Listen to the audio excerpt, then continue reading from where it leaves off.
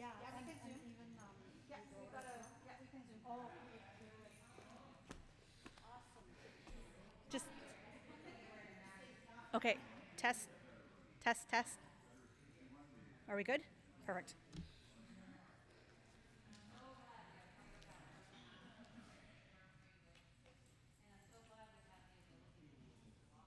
You're first, Fred. Fred.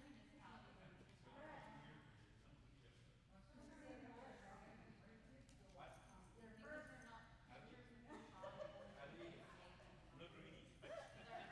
Are you doing the street? How come? Oh, circuit street. You don't have to do streets upstairs. Welcome to the street. Okay, good.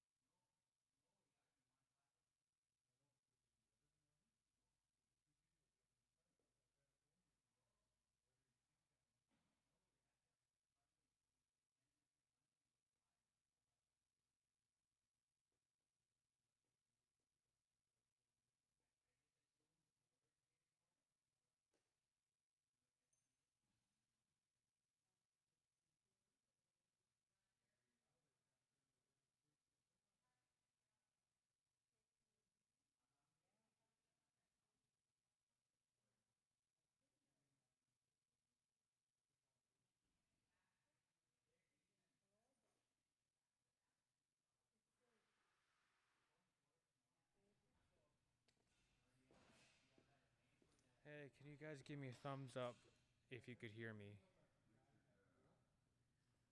not bad, not bad.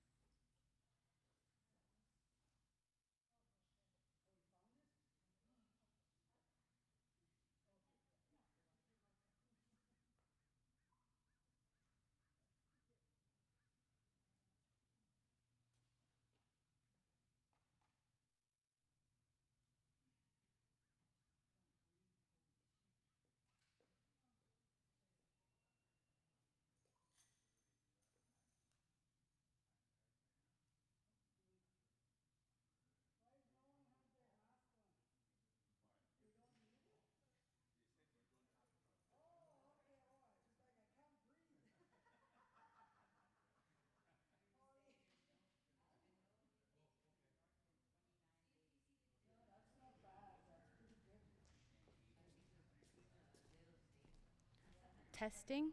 to tell you the Testing? truth, I got Testing? feedback from like I was the only one on the road for many months Can now. somebody comment and say that they could hear me?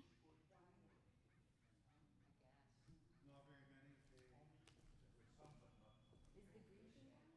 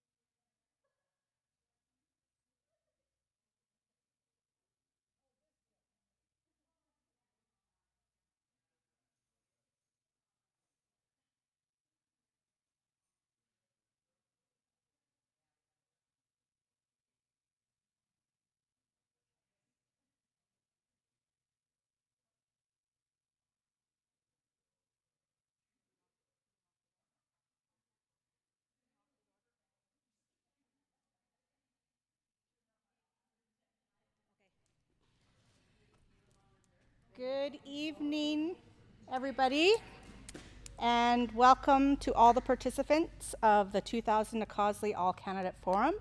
My name is Trina Honeywell, and I will be the moderator for this evening's event. Tonight, we're going to begin by going over the ground rules for tonight's candidate forum. Please turn off all cell phones if you have not done so. Each counselor candidate will have a chance to give a 2 to 3 minute platform speech. Each chief candidate will have a chance to give a 5-minute platform speech. Once all speeches are concluded, we will then start with the question and answer portion of the forum. There will be a 1-minute time limit for answering questions. You will be given a warning at 45 seconds when Rhoda raises the yellow card. And at 1 minute, there will be a red card to give and the mic will be turned off. There will be no additional questions from candidates or members. There will be no interrupting when a candidate is speaking. Questions will be chosen, as will the candidate at random. All questions that were directed to an individual candidate have been removed. Also, questions that were close-ended were not included. Okay, so let us begin. So we're going to begin with the counselors doing their speeches. So we're just going to randomly select names. So the first counselor to give their speech will be Marian Erickson. Yep. So you, this is, yeah, the live feed is this big. And then you just look at the camera. Okay.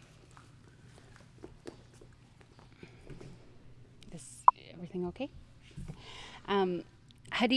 My name is Marian Erickson. I'm a member of the Beaver Clan. My mother is Susan Erickson, and my father is Lawrence Paul Yachwalatin. I grew up here in Nakasley, and I attended Nakalban. And I lived here until I became a teenager and was a youth in care in Vancouver.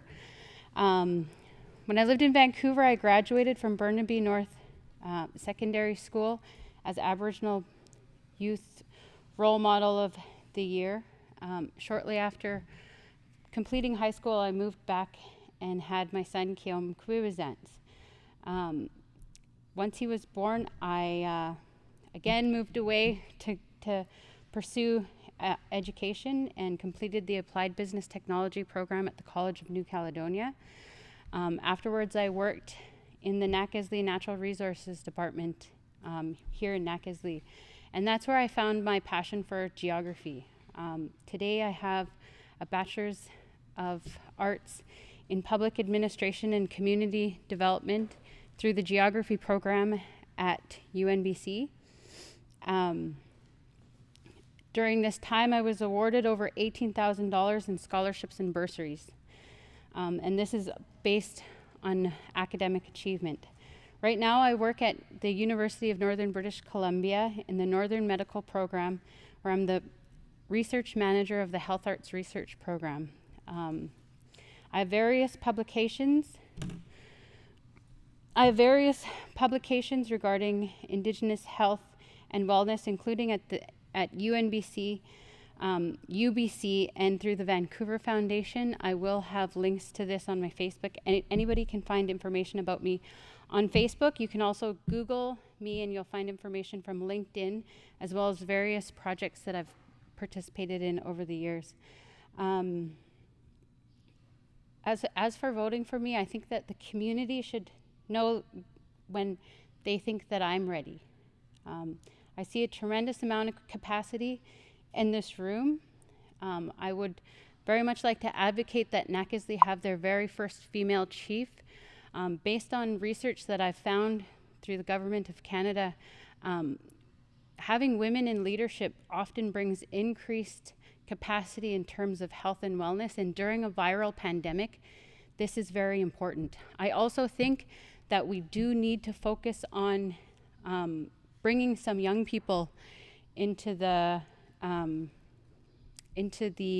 council chamber, specifically for to increase the technological capacities and technological knowledge of our team. And I think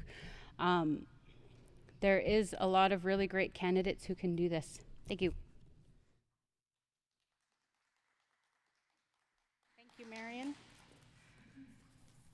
The next candidate for councillor will be Sharon Bird.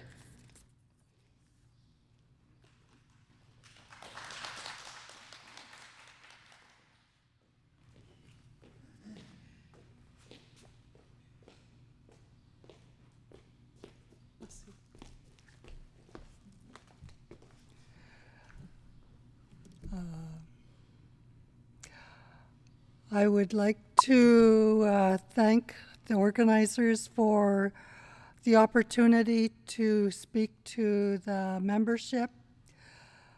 Les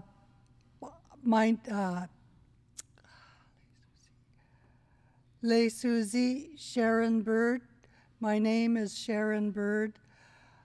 I am from the Lasiliu clan. My late parents are Catherine Coldwell Bird and James Bird. And I'm very honored to be able to stand here to address my people.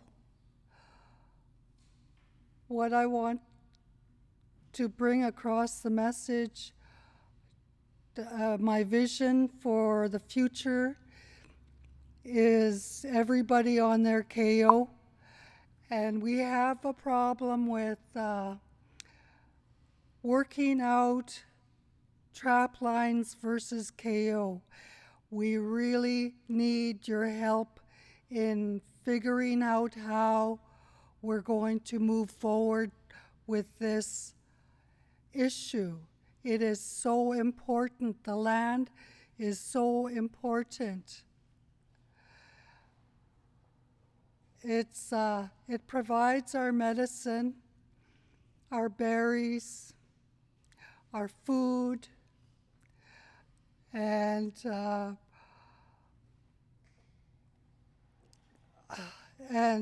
that is why we need to go back to the land. We are slowly getting to that point where increasing numbers are getting the message and getting the benefit from the land, and I really praise that. I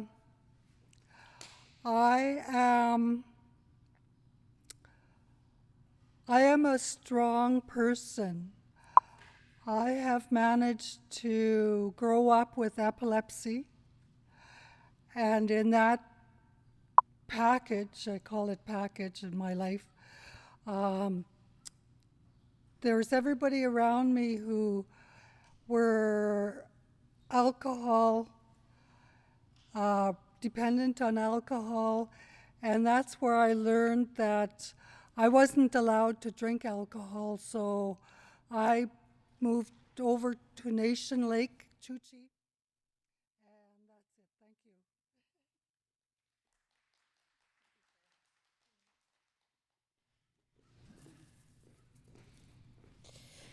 Can I get Leslie J. Prince up next to speak?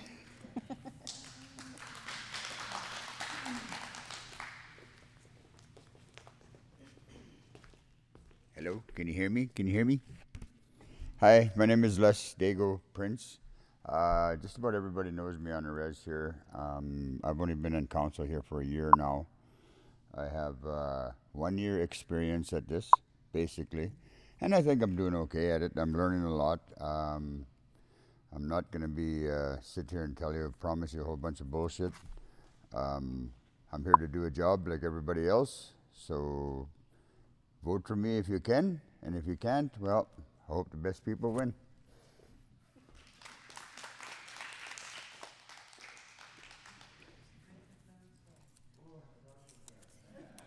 Georgina Thomas.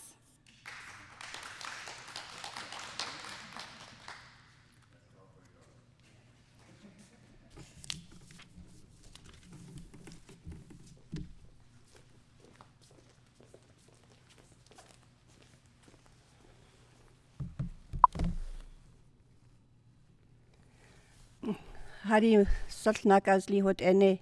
My name is Georgina Thomas. I have raised 2 children and two great-grandchildren. I have lived in Nakazli for most of my life. I left for a couple of years to go to post-secondary school. I got my diploma in social services program. I want to thank the ladies that nominated me and for giving me the opportunity to give back to my community.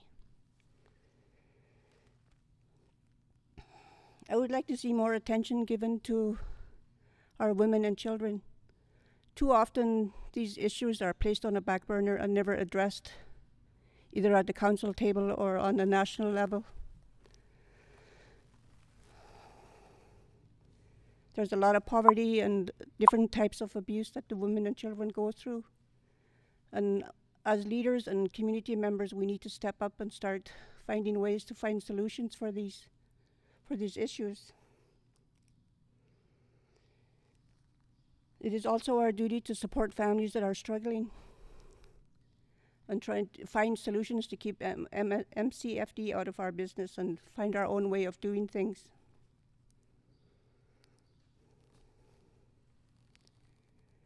I believe that it is important for all of the people that are elected to be on their healing journey. It's not, it's not a good thing to be in leadership when you're abusing drugs and alcohol. We have to be role models for the community. I think Nakazli as a whole is doing a great job. We are heading in the right direction, but there's always room for improvement. There needs to be more accountability. I don't agree with, the council being muzzled and not being able to share information that is discussed at the table. I think there needs to be more transparency and just more accountability.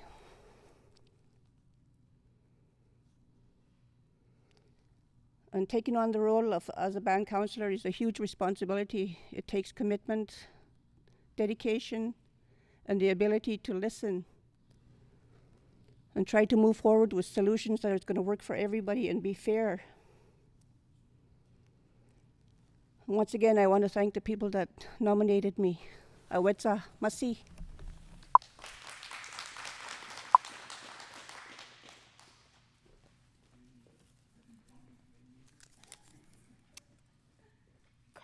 Carmen Johnson.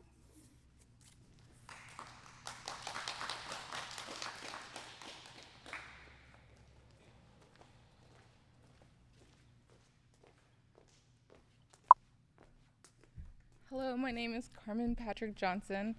I'm the daughter of Kenny Patrick and Wanda Johnson, and I'd like to be voted for the first all-women's chief and council. Thank you.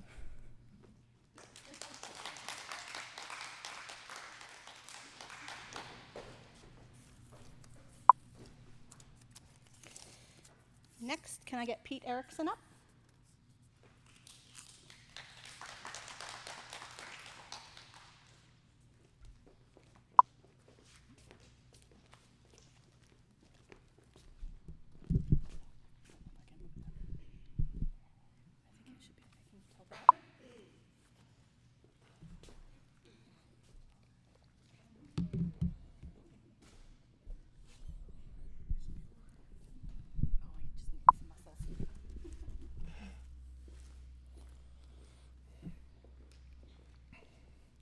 Good evening. Deneza, Tekeza, elders, ladies and gentlemen, I just want to ask for your support in running for council for Nakasley this year. Our family's been involved on and off in different things. My parents were Louis and Sally Erickson. I have 2 children, Tessa and Randall, and I'm glad to say Tessa's off to Queen's University in Ontario this fall, depending on whether or not she's allowed to fly. The biggest concerns I have this year, and I've seen them voiced recently, is that there's a total lack of support for the drug and alcohol and other mental illnesses within our community. and the poverty level in our community, even though there was change promised years ago, we haven't seen that. And it's caused severe division within our community to the point we've lost over 40 people to overdoses in our communities in the north. We've lost many more to suicide. And I think it's time that we end that. We have to declare a crisis for our people. Being able to bury people nicely is not something we should be proud of. We have to do better for them. And we have to do better for our women that are struggling. We see it constantly within our community. We have many children still in care that should be home. We're failing to provide the necessities for our elders, even though we keep hearing this, the grassroots, and we hear that elders are the foundation of our community, and we hear that children are our future. But those are the two groups of people that are most behind within our communities. Our poverty levels in elders and youth are through the roof, and you can see it every day. And we just need to change. We need to change it, and we need to change it fast. The other thing is transparency. We've seen that as a big topic in this election. And one of the things that our community was brought forward to a vote, to discussions, to many heated debates. And the community, to me, wasn't listened to. We've had deals that we believe that were done against the community's best interests. And at the same time, the community has not been supported going forward in the most needed areas. I think a strong chief and council will be able to turn that tide around.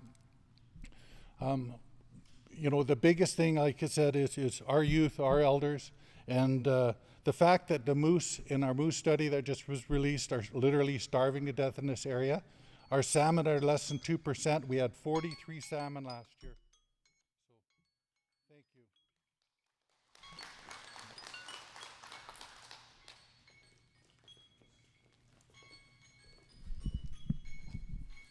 Put it down my shortness level. Oh, see, it's not here. Muriel Sam.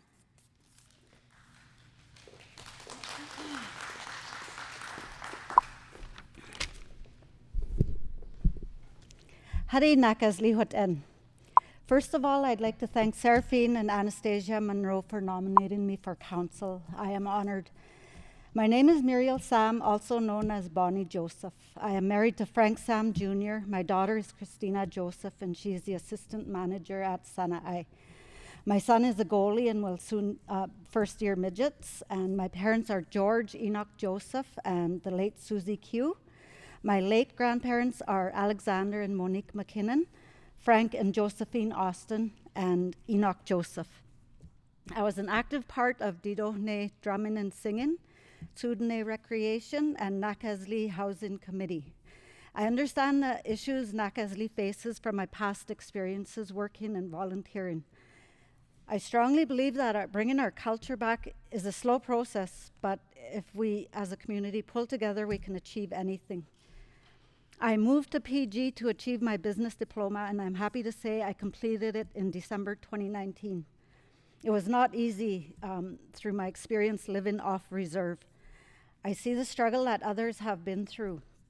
With that being said, my goal is to help families in need of support, to keeping them informed and of the resources available to assist them if needed. I have been working with CSFN part-time, and now I'm hired full-time as a CSFN admin assistant, and it is an honor for me to work for the other 7 surrounding communities. Through this work, I am gaining valuable knowledge of the struggles and accomplishments of our neighboring communities. I schedule video conferencing meetings for the 7 chiefs, and this is a tool that can be used to include members on or off reserve to chief and council meetings as it should be.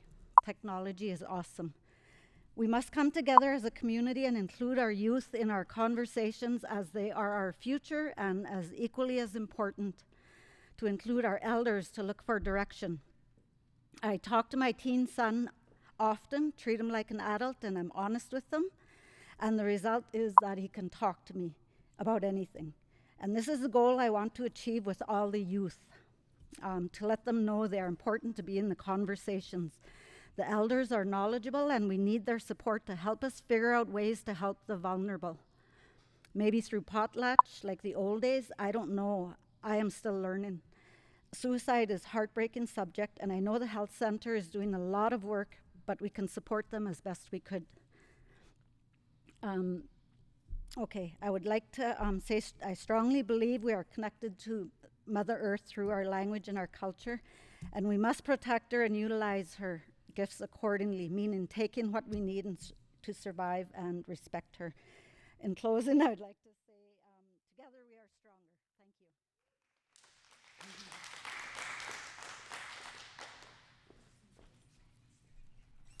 Can I get Elizabeth Sam up?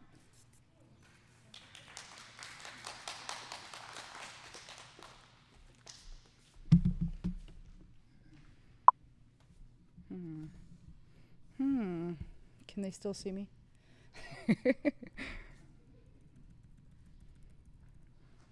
All right. I don't know how this is going to work. Okay. All right. Okay, before I start, I would like to give thanks for the nomination and to all the community members who gave me words of inspiration and asked me the hard questions. My name is Elizabeth Sam. I'm the great-great-great-great-granddaughter of Chief Kwe. I come from a long line of leaders, and I'm a proud member of the Beaver clan. My grandmother is Lillian Sam, a well-respected elder here in Nakaesli. My late grandfather is John Sam. My parents are Ruby and Brendan Taylor, and I reside here in Nakaesli. I am a strong believer and advocate of living a life on the red road. What this means to me is that I do not drink or do drugs. I practice my culture and ceremony daily. I am a third-year sun dancer and a pipe carrier. I am also a fire keeper. I attended UNBC for 2 years. I majored in First Nation Studies and minored in psychology. During that time, I learned about colonization and the ongoing injustices that our people face. I didn't complete that degree because I got accepted into the Indigenous Youth Internship Program, where I spent 9 months at the provincial office of MCFD and then 3 months at the Union of BC Indian Chiefs, or UBCIC, in Vancouver. UBCIC is an Indigenous political organization who fights for Indigenous rights and sovereignty and to protect Mother Earth. UBCIC hired me full-time post-internship. At UBCIC, I was responsible for many files, including housing, education, residential schools, women and girls, children and families, cannabis, elders, health, languages, hunting, and more. Within those files, I attended meetings with the provincial and federal governments. I also chaired the BC Coalition of Missing and Murdered Indigenous Women and Girls meetings. Our people are suffering. They spoke about, when I went house to house, culture, ceremony, language, mental health and addictions, sexual abuse, bullying, lateral violence, packs of vicious res dogs, training programs to train our members to take leadership roles instead of hiring non-Indigenous non-members, Mother Earth and our KO systems. I believe if we take our people back to the old ways of supporting each other as a loving community, that our people can move forward and heal together. We need to teach our people to honor our women and girls. We all come from a woman, and the earth is a woman. Us leaders here need to be held to a higher standard than our members. This should include the Nakaesli Whut'en staff. We should be living a healthy life and reaching out to community members to help them in any way possible. We work for you. I cannot promise you anything other than to do my best and to reach out to the elders, youth, our members, and current and past chief and council members for advice. I will learn as I go. I will ask questions. I will make mistakes, and I will take accountability for them. Snachalya.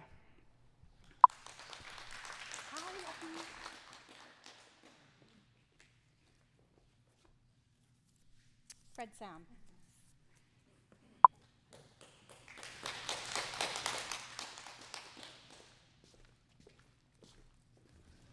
Merci for having me here today. It's been an honor for me to serve you for the last 4 years, and I think I've done a really good job, and with the rest of the team too, so I'm a team player. And it's an honor for me to serve the members here, but also the members that are living away from home. We cannot forget about them. we need to find more ways to benefit them too. So, and with the trying times with the COVID-19, it has a effect on our mental health. Not just a lot of people; it affected a lot of people. And with the mental health too, addictions has played a big role in affecting our youth, our people. So we need to come up with new resources, more resources to help these people. And recreation is important too for the youth. So not just recreation, not just sports, but other types of recreation. So we need to help Nolan and Winnie. People need to step up and help them. Let's not depend on a couple of people. And education is another important part for me. So we need to make sure our youth are educated well, and we need to keep pushing them to do their best. I know a lot of people have gone to post-secondary. They've done really well. Some have come back, but some others have found jobs. And seeking partnerships, I think we need to seek partnerships with industry, government, neighboring First Nations. I think it'll make us better together. And language, one of the important parts of my Negani. Our language is so important. I'm not too sure what will happen to us if we lose our language. We need to get more people interested in preserving the language. And I'm not afraid to face tough decisions. I know I've faced a lot of tough decisions in the past. And as a senior counselor, I would like to mentor some of the new counselors coming in or mentor the older counselors. And I do understand about financials and our budgets. We need to make it work for us and for all our people. And that's where the accountability comes into. I'm very accountable to our people. So with that, Masino Dasni.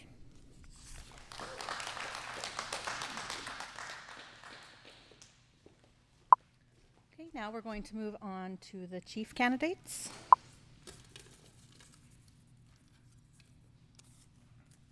Can I get Aileen Prince?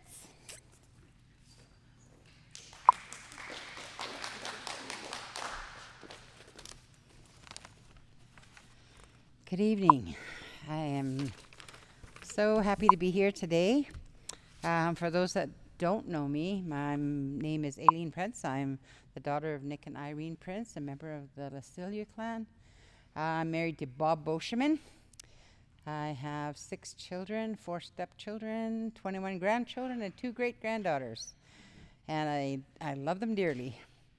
I'd like to thank my nominators, the women who nominated me, and I'm really honored to have their support in running for this position.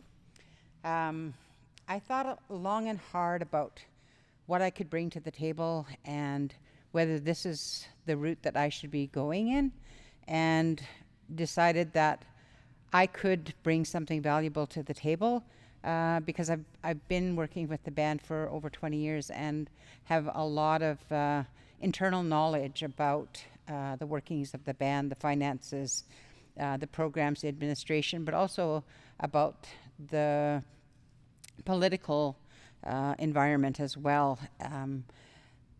My commitment has always been to the community, and for me, the one thing that's really important to me is making sure that we get the jobs back. We need jobs in this community. We've got a lot of partnerships, but we don't provide much here when we've got lots of projects that need to get off the ground. We need to get those going. There's a lot of potential in the people. We need to get the training programs, but we not just train them. We need to provide the jobs that will get them the apprenticeships and will get them on their way to success. This is not about just training. It's about ensuring that the jobs are available as well. We have numerous benefit agreements, and we have not had a lot of input from the community on what those mean for our future. And I really would like to see more of that engagement happening. And I would like to see our commitment to the off-reserve people in terms of housing, in terms of programming, in terms of benefits. How is this going to play out for all of our members, not just on reserve, but off reserve as well, because they're just as much a part of this community as we are. I think part of those dollars should also be looking at bringing in some entrepreneur training and being able to have community members start their own businesses and have access to low interest or no interest loans, or to have grants available to them. And I think that's something that we can do quite easily and get set up fairly easily within the community. And I think that's something that we haven't really looked at providing for our community in terms of being able to start their own business. We need to set goals. As a council, we need to have a vision of where we're going, how we're going to get there, and what those goals are going to, how those goals are going to benefit the community. My vision for the community is to see us very prosperous, to see people being able to access the types of services and programs that are going to be a stepping stone for their success, which includes health and wellness and employment. We have a new subdivision that needs filling. In order for us to get those projects moving forward and getting people trained, we have to look at how that's going to look in terms of apprenticeships, business startups, those types of things. We have to plan. We have to plan and plan. We can't just allow things to just fall by the wayside and plug holes. We have to have a plan, a concrete plan, and we have to follow that plan. But we have to have input from the community. We can no longer assume that council knows all the ins and outs of everything that's going to happen and how it should happen. We need input. We need the voice of the community. It was brought up just recently about the KO holders and the agreements that are being put into place and the need to have some involvement by both parties to come to some type of an agreement that will see us moving forward together, not constantly looking at ways that I'm getting flashed already. Looking at ways that we're different. Mental health for our youth, please. That's a big issue for me, and it's something that I really have a strong interest in. I have to go now. Thanks for your confidence in my nomination.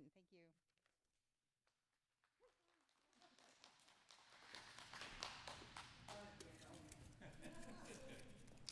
you. Ramona Joseph.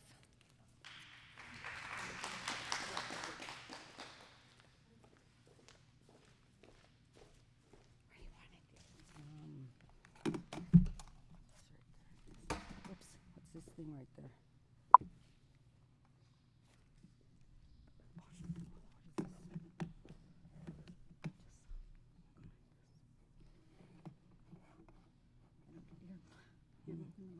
Oh, sorry. Okay. There's two. Okay. Oh. Hello. My name is Ramona Joseph, and I'm not good at Bonnie. It went up.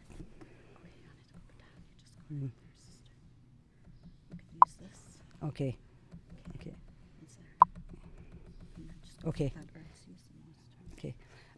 Hello, my name is Ramona Ann Joseph. I am honored and humbled to be nominated as the Nakaslii Whut'en chief. My clan is Amashu. I am the daughter of George Enoch Joseph and Susie Q. McKinnon. I am also a residential school survivor. I have served on council for 7.5 years, and in those years I have sat on the housing, health, recreation, social development committees. My vision for Nakaslii is to address these issues with your help. Social issues, children in care, MCFD, bullying and lateral violence, members not being afraid to voice their opinions, depression among the younger generation.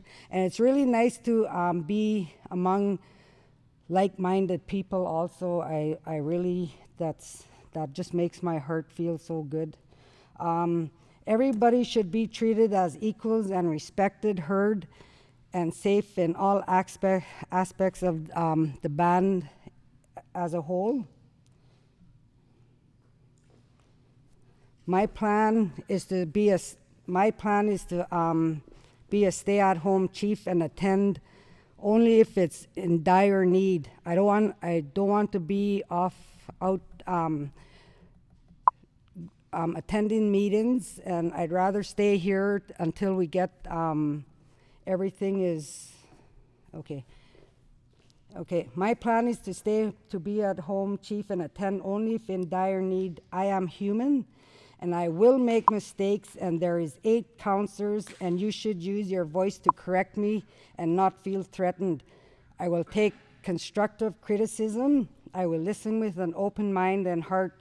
My door will always be open if you need someone to talk to. How many times have we heard that it takes a village to raise a child? Let's not just say that, let's really mean it. We need to be kind to everyone, as you do not know their stories. You might save a life. Children have the right to play outside, feel safe, have the right to therapy, have a lot of love, trust in all the adults, and never go hungry. Free from bullying, have a healthy home life, not experience violence in the home, learn cultural activities and our language, learn basic life skills such as sewing. They need to get back to learning how to sew and cook for themselves, and life skills, and free from racism. How can we help each other?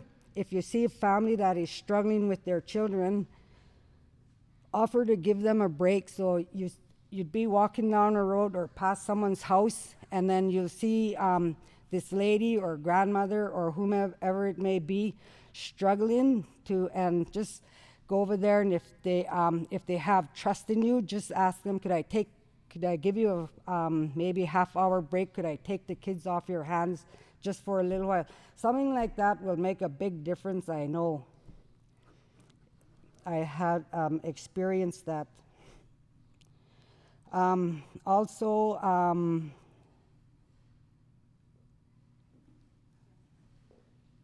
okay.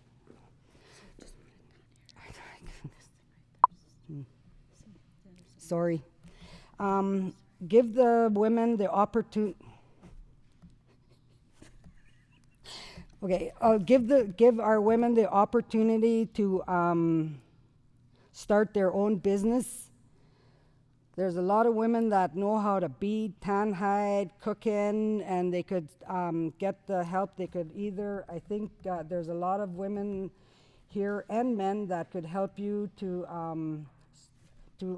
get some money. There's Sharon Bird, who's sitting amongst us. She could help you with that. And there's other people also. And like I said, for cooking, medicine making, to name a few. Example, I always wanted to own a food truck. Oh, okay. I always wanted to, okay, I'm done.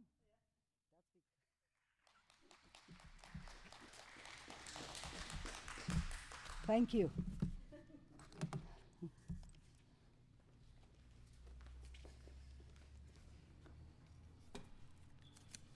Alexander McKinnon.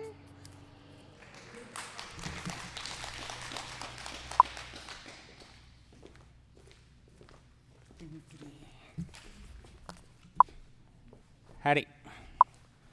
Mercy to each of you for your time and consideration. I appreciate the other candidates for running in this election, and I'm honored to be standing here in the heart of Nakazi Whut'en, and I'm grateful to have an opportunity to continue to serve as your chief. And I do apologize to our membership for it not being an open forum, due to the pandemic and such. I'm a candidate to continue to advance our community as I have established a record. And I am the candidate with an existing knowledge of the requirements needed as chief at the negotiating tables, and the candidate with the momentum to continue to advance our nation as a re-elected chief. As the people of Whut'en, we are strong and we are moving forward. I have grown up in this community, and this is why I fight for what is right for us and can truly say that I am by Nag-Azli, for Nag-Azli. Being chief requires experience, knowledge, and a strong ability to advocate for our members. I have all of these, as well as the connections that are needed to allow me to effectively work together with the Premier of BC and numerous elected leaders. Having this experience gives me the advantage of not having to start over from square one. I do listen to what you, the members, want and have been able to get things done. At our AGAs, members have been saying they did not want to be part of CSTC any longer. In the first term as your elected chief, I've been able to accomplish that. Members have been asking for a forensic audit. Even though the cost of that would be substantial, we have advocated for this work to be completed as it was requested by the members. As chief, I have attempted to work with the District of Fort St. James to partner with increasing the water quality as well as addressing our sewer system. However, we did not get an agreement with the district, and I did not accept this as an excuse to stop. I met with INAC reps and informed them that we will be going to build in our own water supply and have served notice to the district that the lagoon will no longer stay on Nag-Azli lands. I do not believe we should give up just because the district will not agree to our terms. We are strong, and I believe in our ability to do it on our own. We will continue to move forward, even if other organizations do not want to work with us. We have invited the district to work with us, but it can be done on our own. As your current chief, we make the decisions based on what the community wants. These decisions also advance community companies, or Nag-Azli companies, sorry. We now have a woodlands license from the province and are currently working with the Pathway Forwards Agreement, which is the largest agreement ever signed in the province of BC's history, where we're advocating for 50% of 10-year allocation to Nag-Azli and to the other 6 communities. As you know, the Coastal GasLink Agreement went for a vote to the council, which was a tie amongst the council. It was hard for me to vote against my personal beliefs, but I voted in favor of this agreement. I knew that it was better to be at the table with the proponents to negotiate and secure all opportunities for Nag-Azli members. Currently, we have numerous partnerships where our members can be employed and have also signed, again, the 5-year agreement with the province of BC, the Pathway Forwards Agreement, which in turn we're negotiating a comprehensive reconciliation agreement that's going to take numerous years. We now also have a mobile fish hatchery, 5 mobile fish hatcheries with 5-year operational funding. We rely on our salmon and we have answered no to Coastal GasLink from the start when they proposed a bridge installation. Working with the proponent, we were able to get the funding for 5 years with 5 hatcheries. DFO over the last many years has never helped us with our salmon, as you've heard the other candidates speak about it. You know, we believe in transparency and fairness amongst our members and have been working hard to update the policies and have the current policies implemented throughout the organization. This means the same rules and processes for everyone. You know, I am proud of the accomplishments I have done as your first year of chief, you know, and we continue to advocate for you, and we will ensure that service providers are held to accountability. And I'm cut short, but if you do have any questions, feel free to come and ask me. Thank you. We will be taking a 5-minute break, and then we will continue with the question period.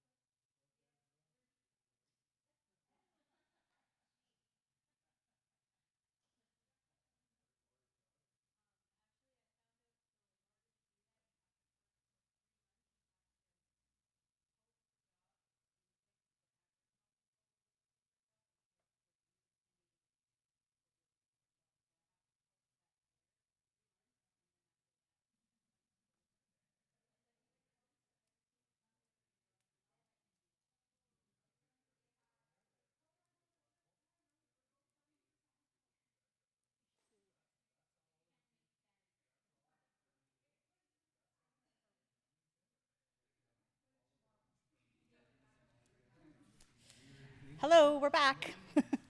Is everybody ready? I would just like to say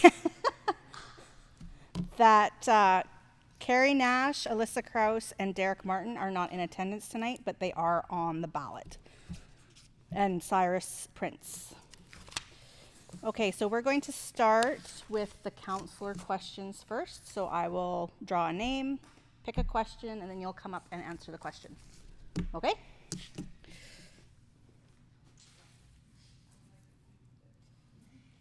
Leslie J. Prince.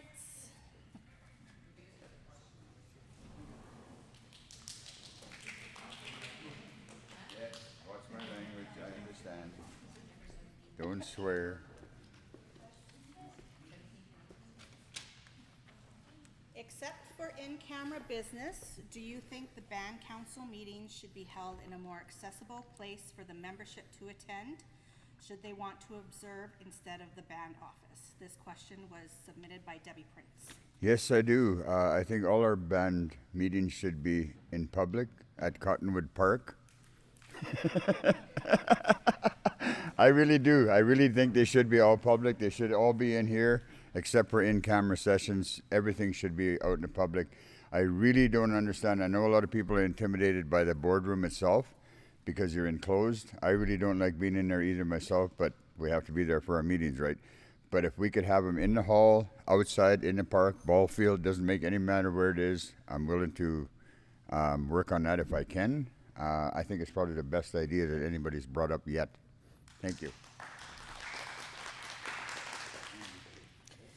The next question goes to Fred Sam.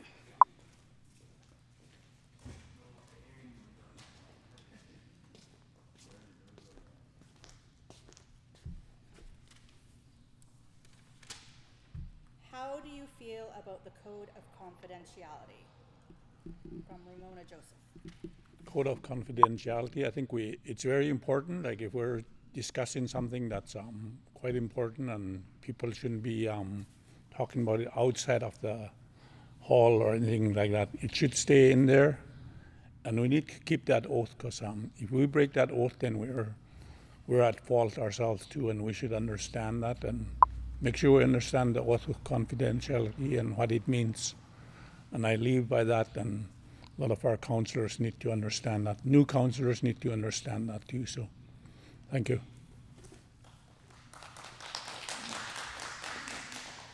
The next question is for Elizabeth Sam.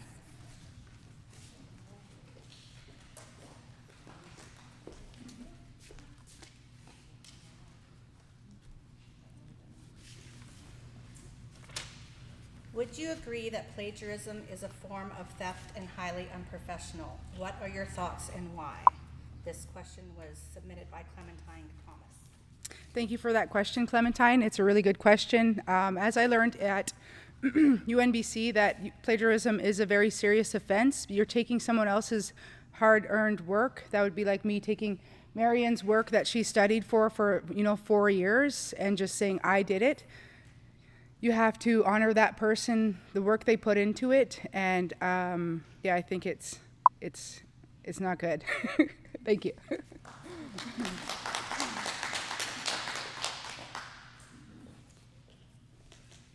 Pete Erickson.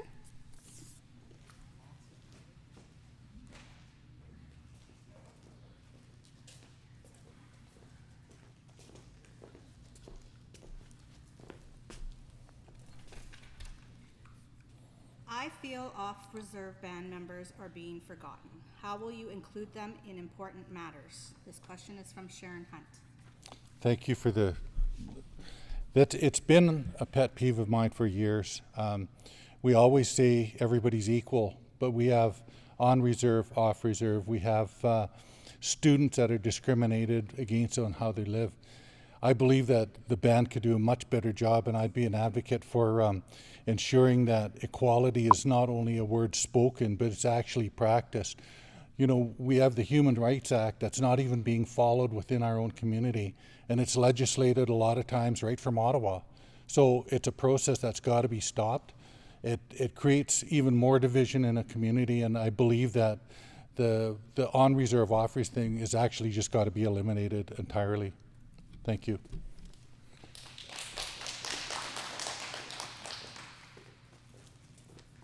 Sharon Bird.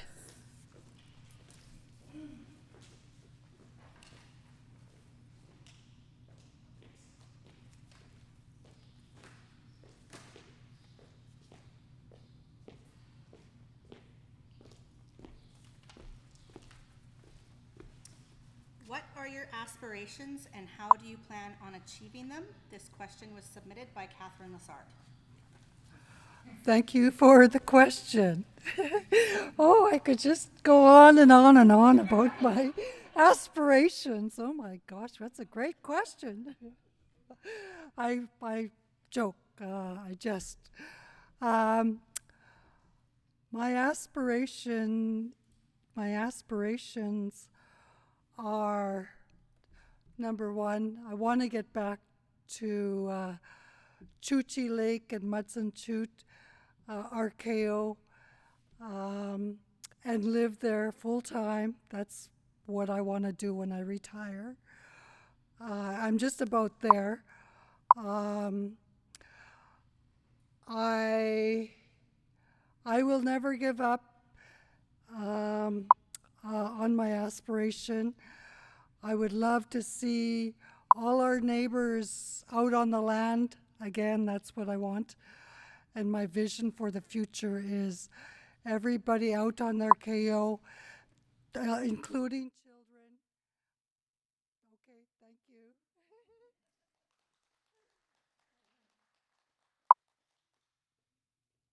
This next question is for Muriel Sam.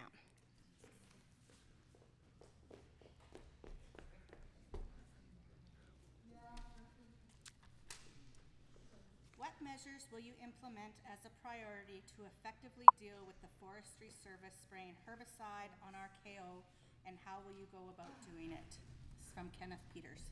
Okay, thank you for that question, Kenneth Peters. That's a really good question, and I've heard this before, and I'm not sure. What I was told was it was stopped, the herbicides, the chemicals, and I could look into it some more and post it on Facebook, and I don't know where to get the truth. That's my problem. I can do some research on that. I'll tell you that much. And then I did ask this question before, and I was told that it was not being done. So I don't know. That's all I have, I guess. Thank you.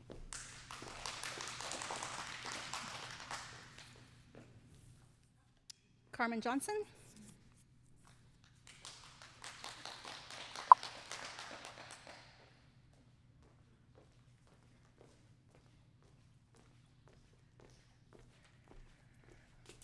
If you have not been involved with committees or been involved with band politics, what are you hoping to accomplish? This was submitted by Melody Prince. I'm hoping to accomplish a learning about, what was the question? Sorry. If you have not been involved with committees or been involved with band politics, what are you hoping to accomplish? Change. Just to learn and enjoy. I don't know. That's it.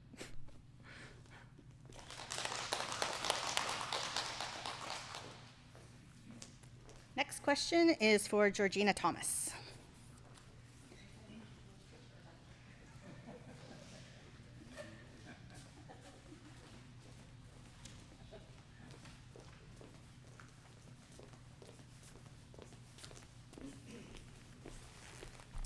I understand there is no certified accountant or chartered professional accountant within McCausland. I think this is important.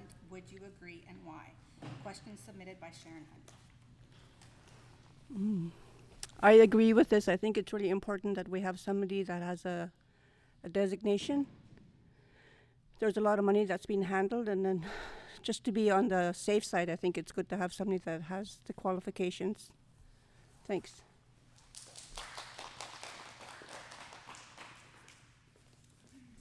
Marianne Erickson.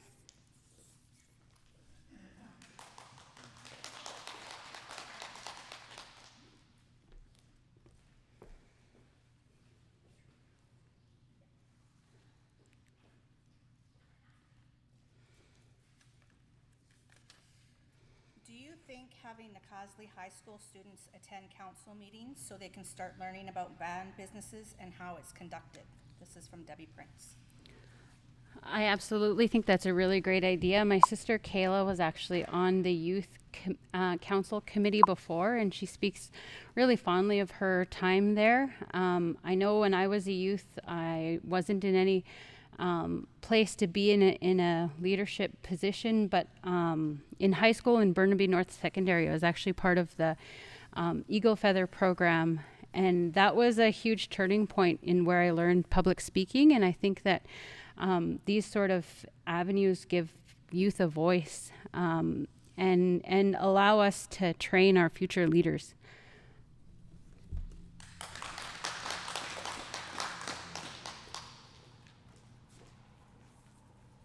Marian Erickson.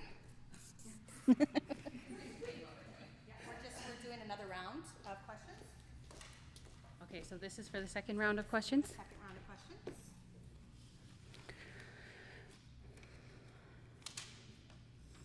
In light of suicides and overdoses happening within our community, what plan would you put in place to end the selling of drugs on the Cosley? This question is from Lucy McKinnon. Can I just see the question? There's some really important things I want to... Thanks. Over the past few years, suicides and overdoses has really impacted me during school. Being away from the community is really hard. Putting an end to the selling of drugs is one thing we can do. Another thing we can do is ensure that our community is able to access increased health supports by the province, and a big part of that is dealing with some of the things that I deal with in my office, which is the racism experienced by Indigenous folks when we go and access health care. I think there's major partnerships that we can contribute to the local hospital and the clinic in order to increase the safety of people who access healthcare services. And we can especially increase resources for suicide by using prevention tactics that have been used by the Inuit community. That's something that I've researched in school. Thank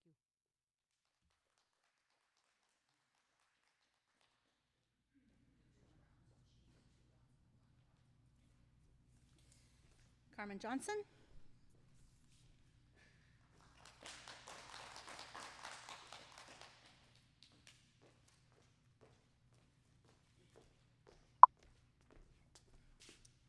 These days, one of the most used words in any industry is sustainability. Do you have any plans on helping the Cosley be a leader in sustainability? This question is from Nadine Sam. Perhaps to stick to our words and listen to our community and actually do something about our problems instead of just waving them by. Thanks.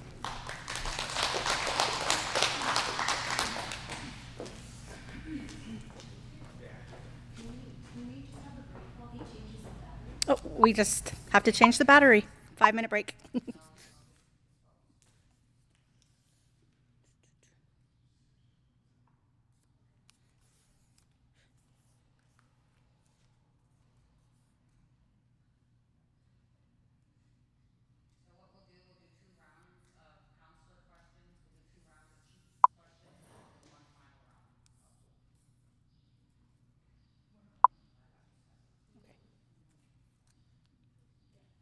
We're good? Okay.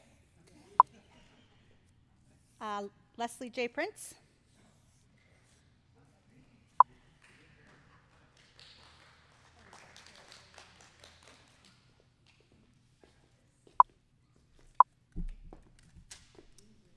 Are you pro-LNG or anti-LNG? Please explain why. This question is from Lucy McKinnon. I'm actually pro-LNG. I believe that I'd rather have natural gas running through any pipeline than oil, especially bitumen.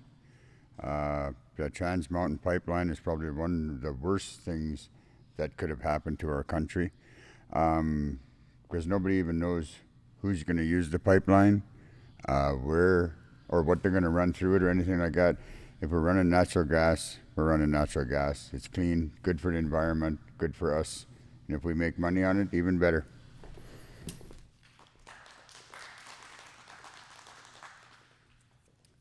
Pete Erickson?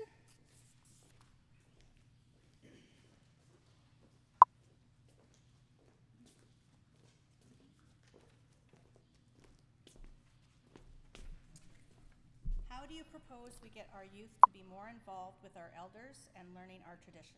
This question is from Selena Lazar. I wish I had an hour to answer that. There's several things that are happening. One of the things is that the last community plan has not been implemented. We've got to have the facilities available to the youth and to the elders to take and interact. We have a community plan that was developed in 2014 that involved getting a rec center, getting a new arena, getting new baseball fields, and getting an elder center where the youth could get together, and also an education complex. And I think that's going to be a key, is if we invest in the community and invest in the people, we have a better chance of saving them. Our youth are starting to get more interested in the language, and I'm really glad to see the film, what's it called? The film, the group called? Yeah, the social media program is doing an awesome job bringing elders and youth together and learning language and the culture, and that's just a start. Thank you. Sharon Bird?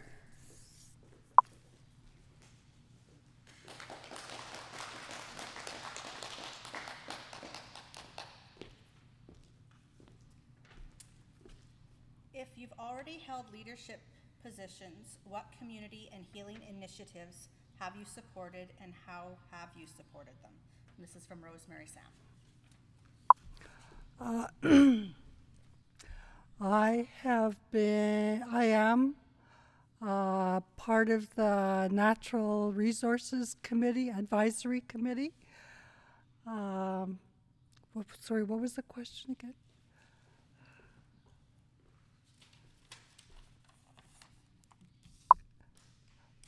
Oh, okay.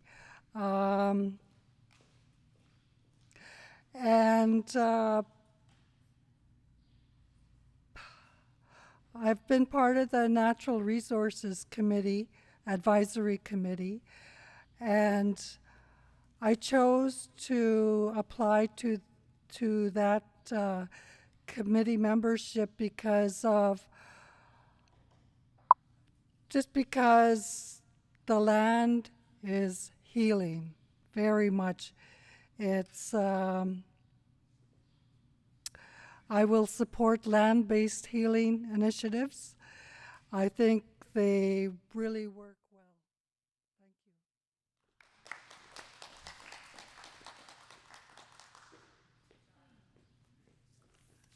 you. Elizabeth Sam?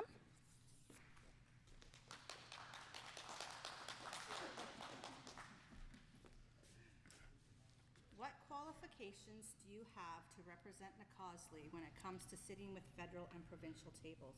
This is from Dustin Moyes. Thank you, Dustin. Great question.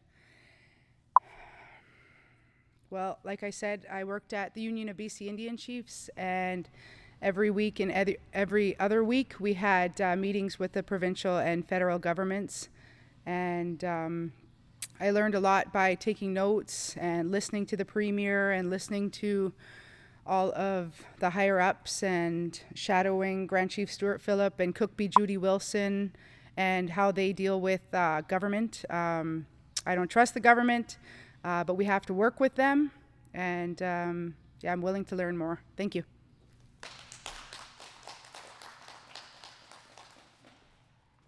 Muriel Sam?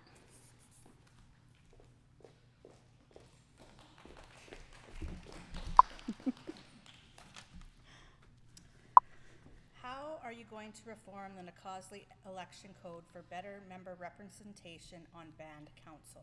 This is from Kenneth Peters.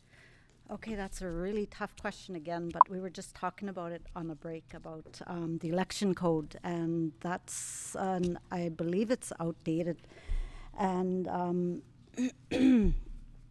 I think it's important that that at the next meeting, I think is in September, I believe the AGA, that the community come together and decide on what is right for the community. And one of those issues, I think, is having a rep off reserve. That's just one of the other things that we should update or talk about, discuss, and it's up to the community what they want. So hopefully we see everybody at the AGA in September. I believe that's when it is. Thank you.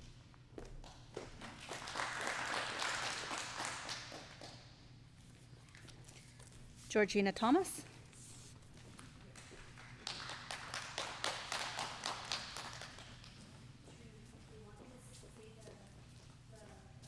Into the mic. Okay.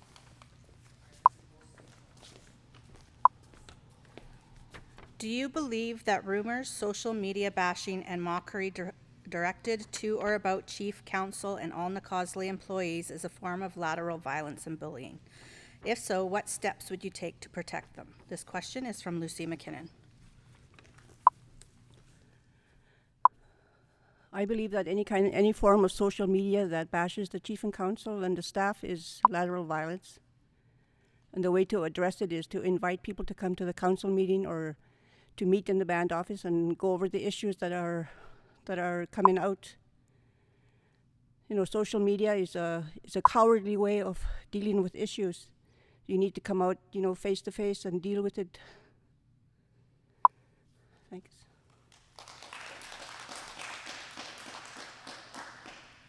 Fred Sam.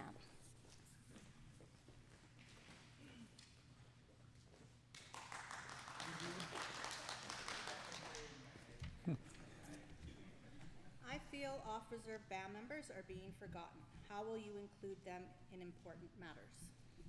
I believe that that's one thing I think it's really important to me is that meeting with them either through social media, but I think more meetings with them like in Prince George or Vancouver. Those are important days. We need to make best use of those times we have with the members there and just update them on everything, on what's happening. And I think that's what they want to hear. How are they going to benefit? If they're going to vote for us, then we need to find out ways of benefiting them, especially in a lot of different areas, like they don't have the programs that's available to us here in the community. So we need to come out to them, talk to them. Like if we're traveling to Vancouver, then we should meet with some of the members. So there's a satellite office that we're talking about, either in Prince George and Vancouver. So it's really important that we do that and get that done. It's been on the agenda too long, so we need to move ahead with that. Merci.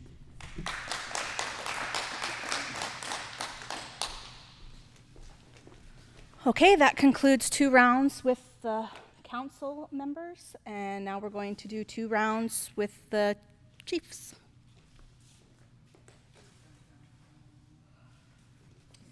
This question is for Alexander McKinnon.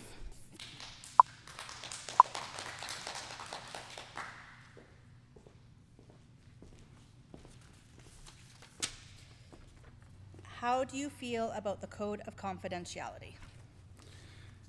The Code of Confidentiality, I think, is a very strict code that needs to be adhered to by everybody.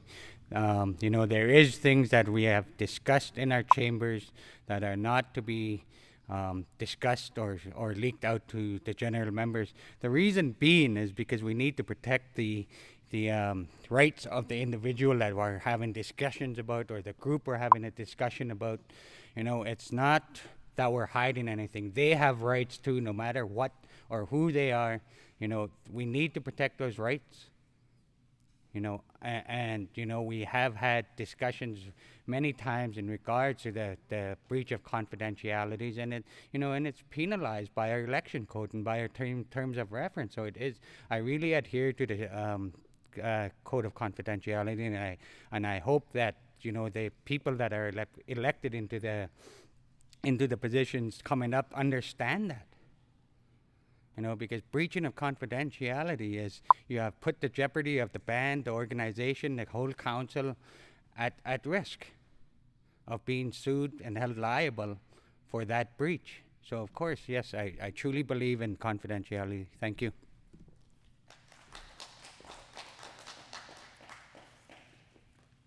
Ramona Joseph.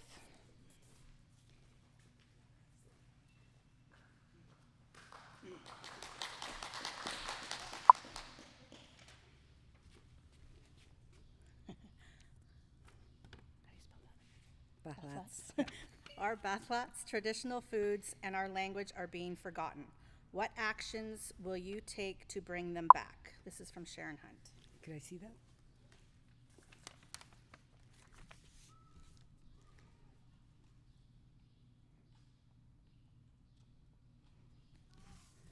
Okay, it says you, so I don't think it's only me that could do something like this. It's going to be the whole community. So if you're saying what actions will I take, it's going to have to be the to get everybody involved, like the whole community and people that do know the Bahlats and know the traditional foods and our language. And I'm so ashamed that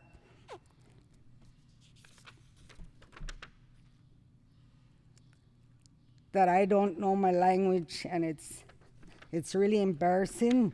So I am trying to learn, and it's really hard, and we have to have like Guy and Ruby and all those people that know the language to we have to go and see them, and everybody else that knows the language, and just teach me. There's Freddie, Georgina, and others that please teach me, and or us I should say, and our traditional foods.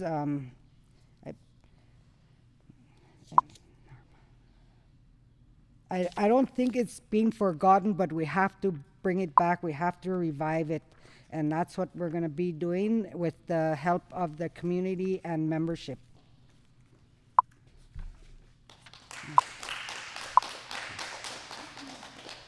Aileen Prince.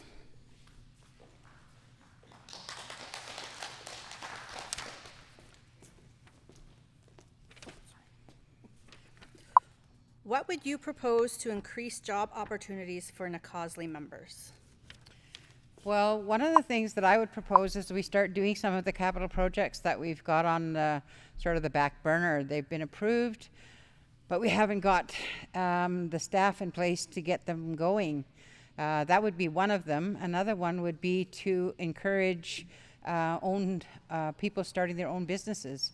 Even if it's just using pieces of equipment or having something that they can do within the community or within the region. I really think we should start promoting our own community members as entrepreneurs. And I think the job opportunities and apprenticeships go hand in hand, and we really need to start promoting the training and apprenticeships for the community members so that their jobs are long-term and not seasonal or short-term. Thank you.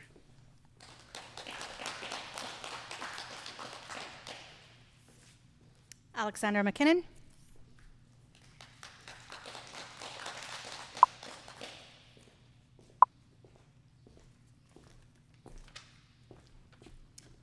What do you think are the most important challenges that we face currently in Nakaslii, and how do you propose to address them?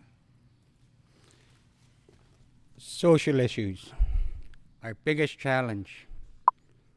You know, the leadership currently at the table has taken steps to move forward in addressing the impacts of the suspected illegal activities that are happening in our community. You know, we needed community support. You know, nobody stood behind us. You know, we've been asked at the AGAs time and time again to resolve that issue. You know, and it wasn't that we were going to ban these people from our community.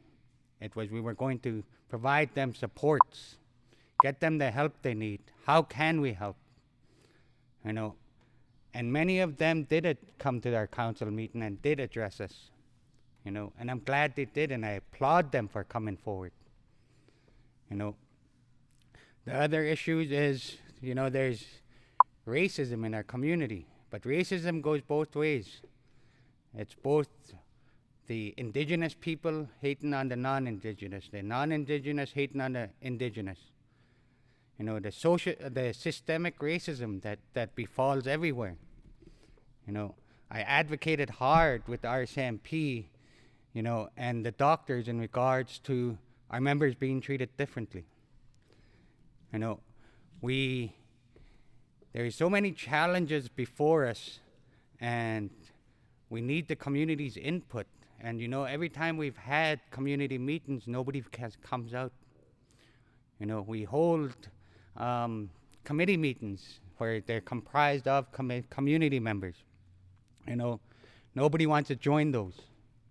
You know, participation, you know, communication. You know, we've started processes in place where, you know, we are going to better communicate with the community. You know, but it takes time for that. Thank you. Ramona Joseph.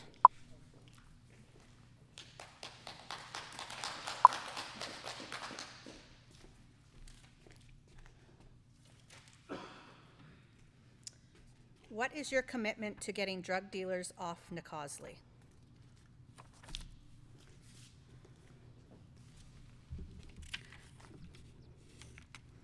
Okay, again, this is it can't be me. It's got to be everybody.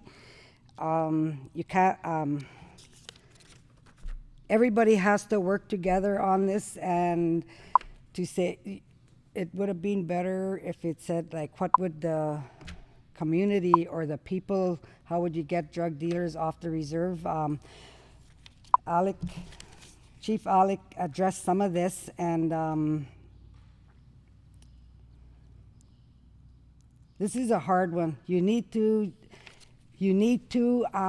like what Alex said, was to have maybe a plan in place for them to come to a meeting, and or else we could have our own band members, strong women,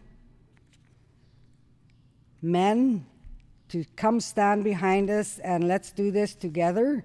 Because I think if you get our women involved, it seems that, I don't know, there's something about people listening to us, and we have more compassion, and we don't judge as much. That's my feeling. I could be wrong, but that's what I feel. And but to get them off, you need to talk to them like human beings and say, you know, actually go talk to them and find out why they're selling. And, you know, there might be something behind that. And this is a really hard one. So to get them off, yeah, we just need to communicate. And like I said, get our strong women and people. I really, really, really believe that if we get our women behind, you know, and go talk to them, it'll be way easier for us to address the drug problem.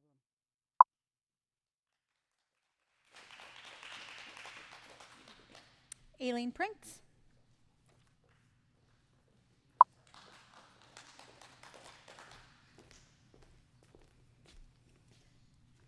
Do you believe you are an eligible candidate if you had quit from Nikosley or council table? This is from Clementine Thomas.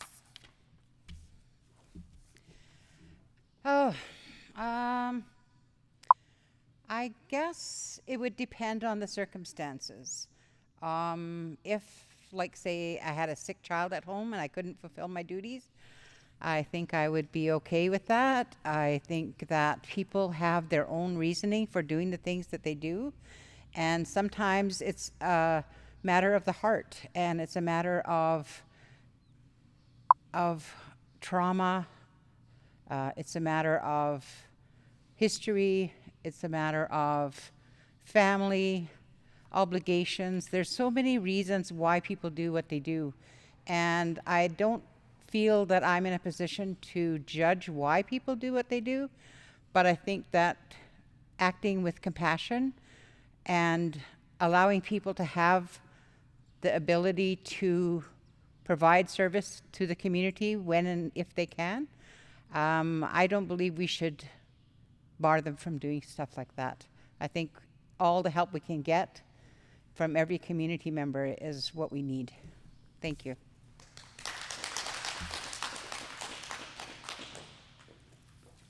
Ramona Joseph.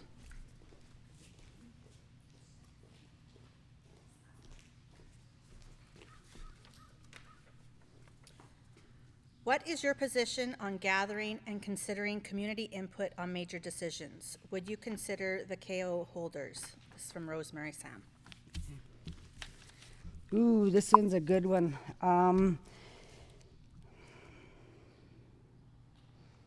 I think when major decisions are being made, that yes, the KO holders should be involved. They're the holders. You know, they're out there. They're the ones protecting our lands, and this is a really touchy subject for a lot of people. How do we get give the KO holders that full right to the lands, and chief and council or stay out of it? Or if not, then there has to be somewhere we could work together, like a medium, like respectfully. Oh my God, it really needs to be respectful. And I haven't been to a KO meeting with members, and I've just heard so many, like, you know, people walk out, people get really frustrated, and this is I don't know, we need to really get the KO holders and the rest of us together so we could work together and find a medium where we could make these decisions. But my own opinion is that KO holders should be the first ones that we approach with anything that has to do on the land.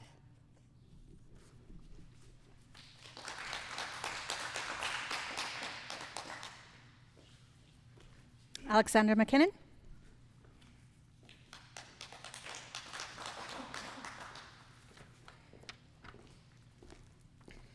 If you received $1 million to use for the community any way you wanted, what would you do and why?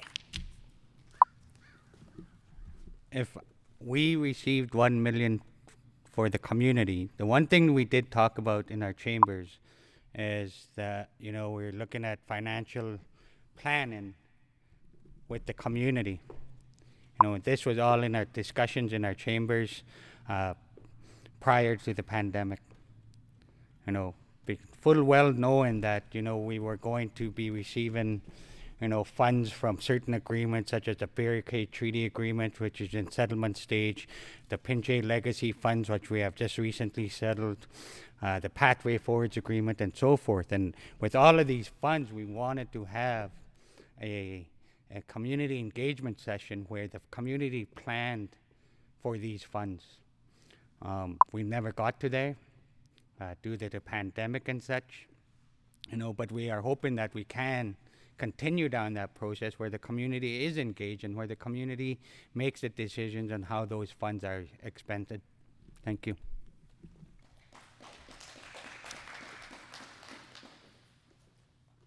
Aileen Prince.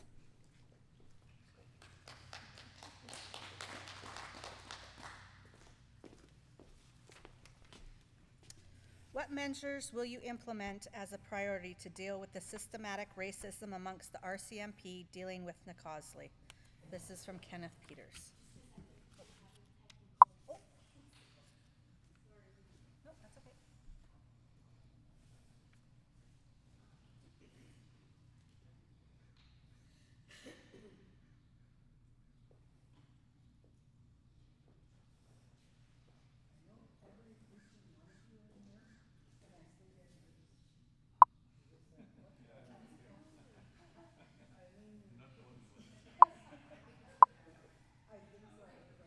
Okay. What measures will you implement as a priority to deal with the systematic racism amongst RCMP dealing with Nikosley? One of the things that's always concerned me was the lack of commitment to solving crimes on Nikosley. And I think that we need to take the RCMP to task for that. But we also need to look at why those things keep happening within that system and join as a community forces with other communities to have a larger voice in the province when it comes to RCMP treatment of First Nations people on First Nations land. As you know, we are on unceded territory, and we believe that we have a say in how we are treated in our own homes. And I think that's something that we can bring right up to the provincial level and become involved in a larger, having a larger voice in dealing with that. And to me, it's really important. Thank you. We are going to take a 5-minute break, and when we come back, we'll have another round of questions for the counselors and another round of questions for the chiefs.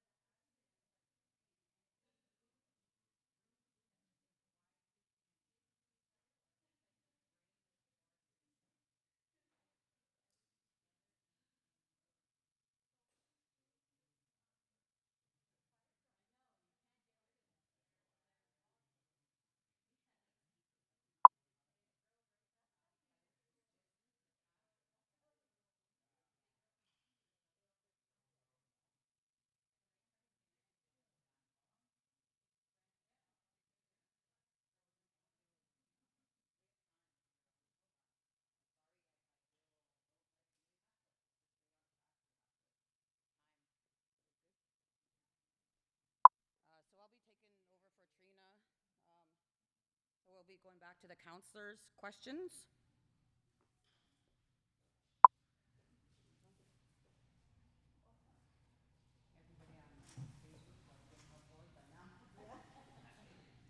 Pete Erickson? Pete? You're up.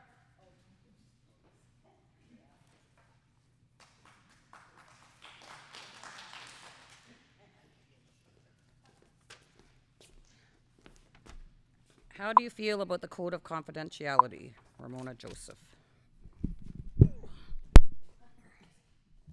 I think the Code of Confidentiality is extremely important. For years, the lateral violence exploded, and if any public officials get involved in that, it just creates huge problems within your community. The Code of Confidentiality is important for getting things done without having the lateral violence included in it, and I think it was a huge move years ago, and the enforcement of it has been fairly swift within Nacazli. So I think it's an important part of the governance of the reserve.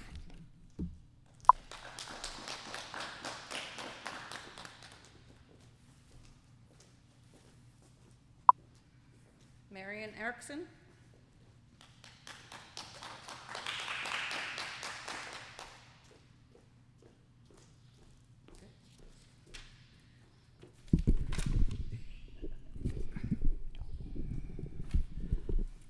Would you agree that plagiarism is a form of theft and highly unprofessional? What are your thoughts and why? Clementine Thomas. My passion is research, and a huge part of that is citations. As a scholar, I strongly believe that we need to give credit where credit is due, and I think that there is some ways that we can work on that even amongst our own documents, where staffers have been the ones who edited the final drafts of documents, but when I go to cite these documents in my research, I find that those people, specifically Tina Erickson, who's a very, very smart woman, isn't cited. I think that it's really important to give credit where credit is due. And plagiarism is something that people can learn to not do. And it does take time, especially for young students, to learn how to cite items. And if anybody needs help learning, I'm always here to help.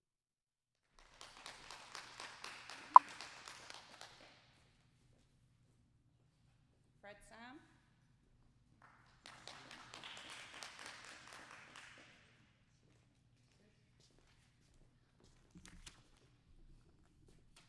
What are your aspirations and how do you plan on achieving them? Catherine Lazard. Aspirations, I think I have lots of aspirations because we deal with so much as council, and I think we need to accomplish it together, like with the community members, but also be inclusive of our members living away from home, make sure they get that information. So we have lots of areas that we need to work on and make sure that members are involved somehow, either on a committee or just in meetings here locally. I know we have some meetings that not very much people show up, so we need to make sure to push them to come show up. It's very important that they do, because we need their ideas and their solutions to things that's happening in the community. Masi.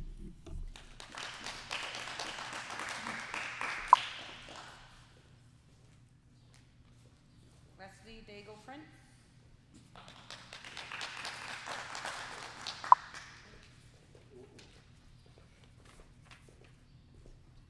If you have not been involved with committees or been involved in band politics, what are you hoping to accomplish? Melody Prince. I've only been on one committee so far, which is the health committee. I think we've accomplished quite a bit in the last little while. Like I said, I'm just learning how to do this stuff. Health committee was the last thing I expected to be on, but I've learned so much. I'm hoping that we can accomplish. I'm hoping that we can have everything that the band is going to need. You know, it's not going to take like next 4 years or whatever, but I'm saying anything that we can do to learn as part of our position, learn it, and hope we can do good for everybody. That's it.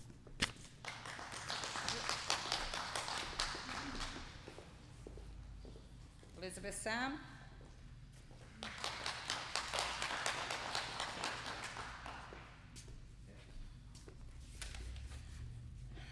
I understand there's no certified accountant or chartered professional accountant within the COSLI. I think this is important. Would you agree, and why? Sharon Hunt. Thank you, Sharon, for that question. Well, I think it's important, and I agree with Sharon that we do need this because everything runs off of money, and we need to have in person people that represent Nakaslii and what we stand for, not out-of-town people that are non-Indigenous, non-members that don't know about our culture, our language, our land, and what's important to us. You know, we're part of the land. We come from the land, and yeah, we just need people, you know, we need to hire people that have gone to, like Bonnie went to school and Marion went to school, and we need to have Nakaslii members who are supporting us, especially with our money. Thank you. Masi.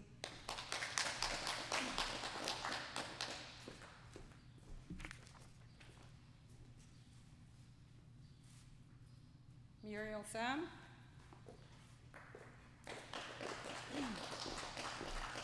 AKA Bonnie. If you've already held leadership committee positions, what community and healing initiatives have you supported, and how have you supported them? Rosemary Sam. No, I haven't held any leadership meetings, but leadership positions. But I have sat on committees, and I have seen the real issues that are going on. I have been going to the chief and council meetings when I lived here in Fort before I moved to Prince George, and I'm looking forward to going to more meetings. So healing initiatives, I think working with the health center, giving them more support or all the support that they need. And with the PFA 2.0, there's funding there. I know there's buckets there, and the community needs to understand what that is all about. And I'm hoping they will get the information that they need about stuff like that. So yeah, I guess that's it. Thank you.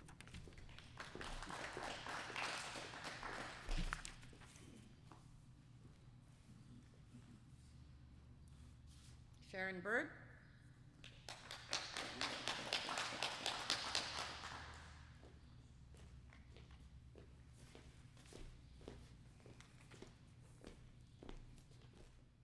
How are you going to reform the Nakaslii election code for better member representation on Bound Council? Kenneth Roberts. Peter, sorry. Oh, thank you.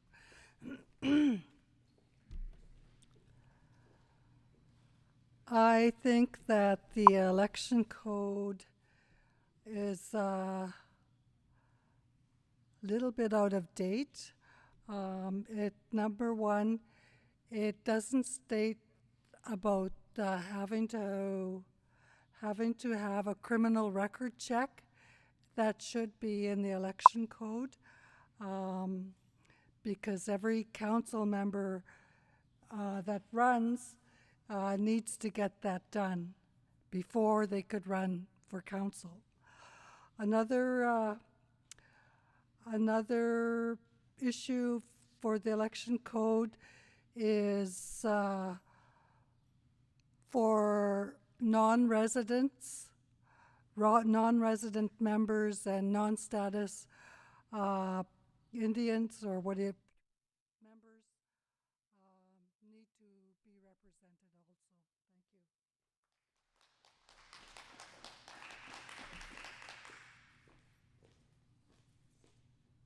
Georgina Thomas.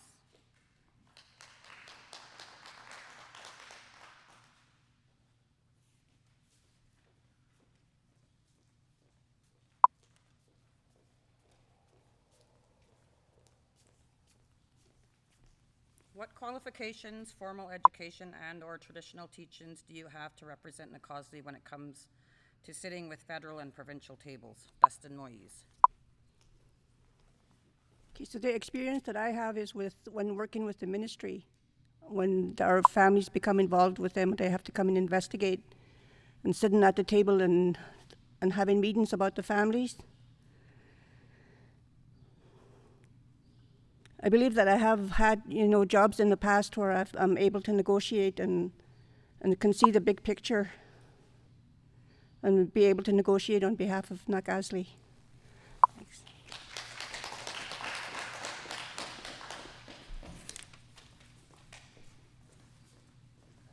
And Carmen Patrick Johnson.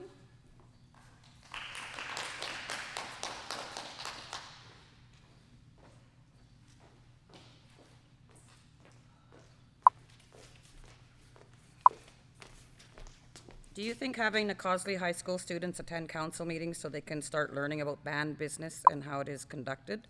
Debbie Prince. I think it's very important. Then that way, when it comes to election, they're ready for all these questions and how to answer them, and how the present didn't work, and they can learn from our mistakes or learn to see what did work and continue that way.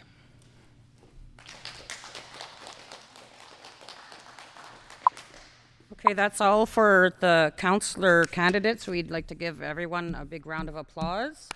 Takes a lot of courage to come up here and speak for the first time. And even if you are a seasoned councillor, it takes a lot of courage to get up here in front of your members. We will be having 2 more questions for the chief candidates, and then all candidates are going to be given a chance to have a 2-minute closing remarks.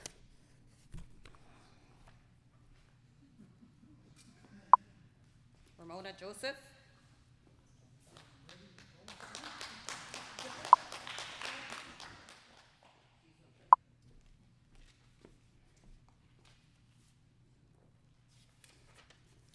Have you followed through on your previous campaign platforms promises? Please explain. Rosemary Sam. Have you followed through on your previous campaign platforms promises? Promises? I don't think I made promises of, I'm not sure, but I did say that I would try to get, help the youth to,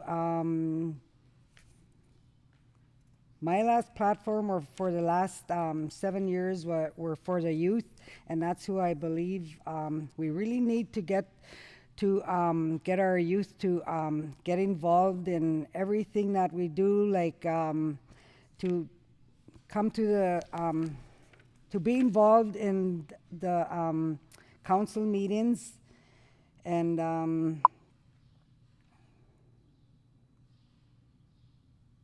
I can't remember if I made any promises, but I did say we'd try to get the youth to be involved in.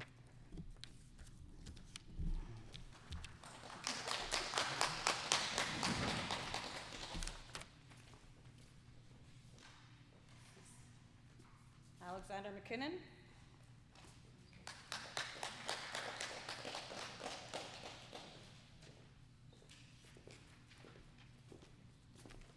What would you propose in regards to support for the quality of care for our elders? Lucy McKinnon. The quality care for our elders has always been another top priority discussions we have in our chambers. You know, it's our elders are knowledge keepers. You know, they're the ones that have, you know, shed tears and blood for us to have a democratic society, and we need to do everything in our power to ensure of their safety. You know, advocating with the Stewart Lake Hospital, the clinics, the RCMPs, you know, with MCFD, with officials at the higher ups, you know, on how we can have better care and better living standards for our members, our elderly members. You know, you look at the BC plan, their BC COVID plan, when that first came out, the elders were forgotten, and I raised that with the ministry folks in regards to that and why. the elderly are being left out without top-ups in regards to their pensions and such. You know, one day there was 2 of our elders that came into our chambers crying, you know, asking us to provide assistance to them, financial assistance to them in regards to the resources being extracted from their chaos. You know, how we do that, we had to follow policy and process and procedures, you know, was a struggle, but we were able to do it through our COVID plan. You know, we noticed that, you know, the amounts of dollars that were given out, the financial assistance and so forth, you know. So NACASL's leadership took it upon ourselves, you know, to use our own source revenues to ensure our members are taken care of, that they have food to eat, that their rent's paid, that their hydro is taken care of, their bills are taken care of. You know, and we will keep advocating for the elders, and not only the elders, for every NACASL band member, whomever, wherever you live, the people living away from home, the people living at home, you know. Thank you.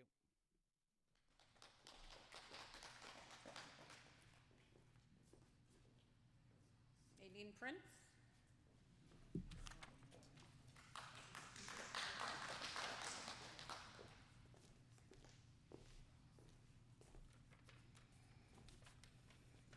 I am an off-reserve member. I try to stay up to date on what is going on in our community, but I seem to miss lots of events and our proceedings. How do you plan on updating our notification system to include more of a personal invite, not just Facebook or bulletin boards? Nadine Sam. One of the things that I'm really focused on, because we have a lot of new members coming as a result of Bill CS3 coming into to be our members, we're going to have a large population of off-reserve. And we need to communicate all of the things that we're doing on reserve to our off-reserve. And we also need to ask for their advice on what we can provide to them. I think we're going to have to be able to set up our satellite offices, both in Vancouver and in Prince George, and that's something that we can do. It's just getting it done. It's just getting it done, and I think that's going to alleviate some of that communication loss. But I also think that there's a lot more that we can get from our off-reserve population, or out of community. I don't like this off-reserve, out of community population. And we should be able to be getting more input from them, and we can do that through our satellite offices. Also, using Twitter, getting information out. I know Donald Trump is one of those Twitter fanatics, but it is a way to get information quickly to the people that you want to get information to. And using social media in a way that's going to be beneficial for our community, using our Facebook page as well as our website, but making it a little more interactive. And I think that's some of the issues that we need to address. We're just getting our Zoom equipment up to date, and we'll be able to have meetings with our membership in Vancouver and in Prince George via Zoom. So just watch for it. It's coming. Thank you.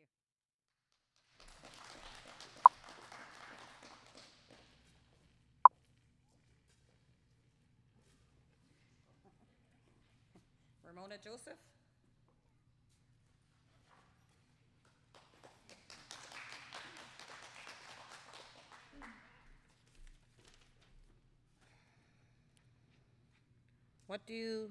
What plan do you have to eliminate incoming drugs and drug dealers on the Cosley? Kenneth Peters.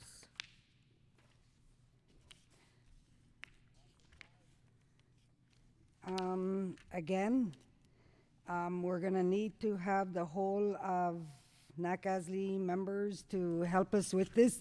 It can't just be a few people. It has to be everybody, and I'm going to stand by it again to say that if us strong women can get together, and I'm pretty sure, I know we can get this done, because they're going to have respect for us, like the respect for the women that are trying their best to communicate this. All we have to do, tell them, is like show them what damages they are doing. You have to talk to them like human beings, and like our own members, and just say, this is, show them the statistics, or say, look at these families that are being torn apart, and it's because of drugs and alcohol on the reserve, and our kids are suffering. You have to get to them that way. I don't know how else. I don't know, for money isn't everything. Well, for me and a lot of us, but I don't know why they just continue to do this. It has to stop, because it's not just hurting the drug users, it's hurting the family. The children are going without, they're taken away from us. So, and I don't know, that's all I have to say on that, and yeah, thanks.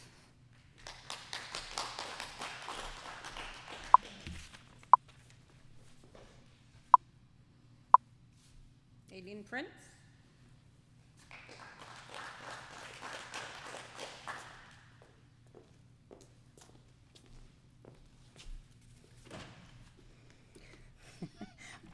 Res dogs are a threat to our most vulnerable, but there are too many on the loose. What will you do to prevent them causing harm to members? Would you be willing to put a bylaw in place? Sharon Hunt. Thanks, Sharon. This is the question everybody hopes for. No, just kidding. I love dogs, and for me, I don't advocate for just going around and rounding them up and getting rid of them. We did have this conversation in our council chambers yesterday. Was that yesterday? Yeah, yesterday.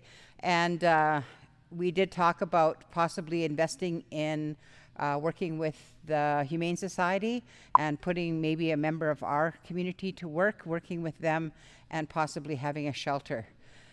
So we are looking at that as a serious option. We don't want to just round up dogs and euthanize them or take them away from their owners.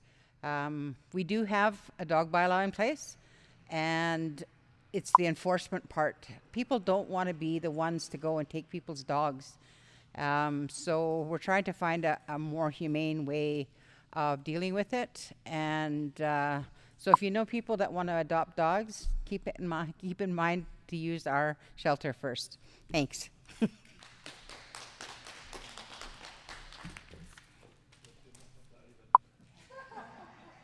Alexander McKinnon.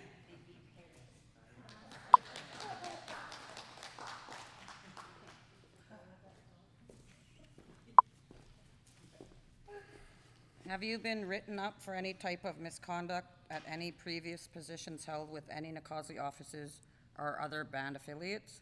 If so, how long ago was it? And what have you done to correct your misactions? Dustin Moise. This is a tough one to answer because it's just because of the legalities of it. Yes, I'll be quite honest with you. I have not been written up. However, I have been investigated. And to expedite the process, we came to an agreement, myself and the council, on how to move forward. There was a plan to move forward. There was supposed to be a community meeting held by the council so that the apologies from the council and myself can move forward. And that never happened. And that was in 2016, Fred, about there. I was looking at Fred. Yeah, 2016 is when it happened, I believe. And it went until March, and there was supposed to be a community engagement, and unfortunately that process did not happen. I do not know why it did not happen, and so forth. As due to the agreements that were set out by legal counsels, we resolved it from my end, and agreement to have the community meeting was on the council's legal counsel. So thank you for that question, and I'm open to answer anything that I can that is not legally bound. So thank you.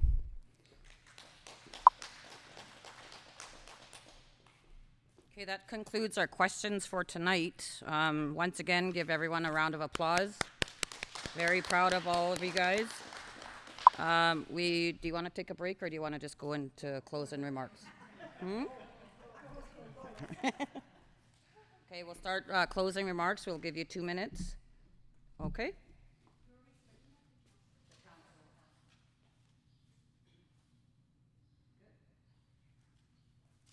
Georgina Thomas.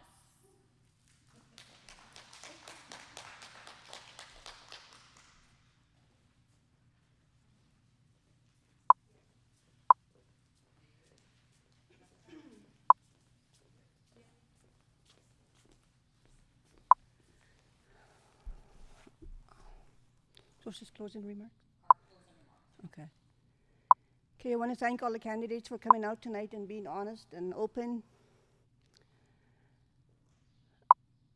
As a band member, I really believe that one of the things that needs to happen is the community needs to start healing. We need to start bringing in different people to start doing different workshops. We can create all the jobs we want and create all these social programs or whatever, but if people are not healed, it's not going to work. They work for 2 weeks, get a paycheck, and they're off. You can't find them to come back to work on Monday. And I really believe that's the place to start. There's so much addictions and abuses and everything happening on our reserve. I mean, there's sexual abuse happening to this day, and nobody's talking about it or doing anything about it. And that's one of the reasons why we have such a high rate of addictions, is because nobody talks about it. It's swept under the rug. If you say something, then you're going to get your family member into trouble. But it has to be talked about. That's something that needs to be dealt with. And I really believe that, the healing needs to start.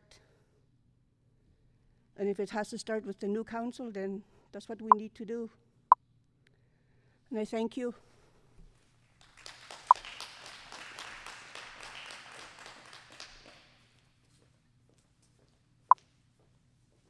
Thank you, Georgina Thomas. Good luck up in the next election. Elizabeth Sam, next.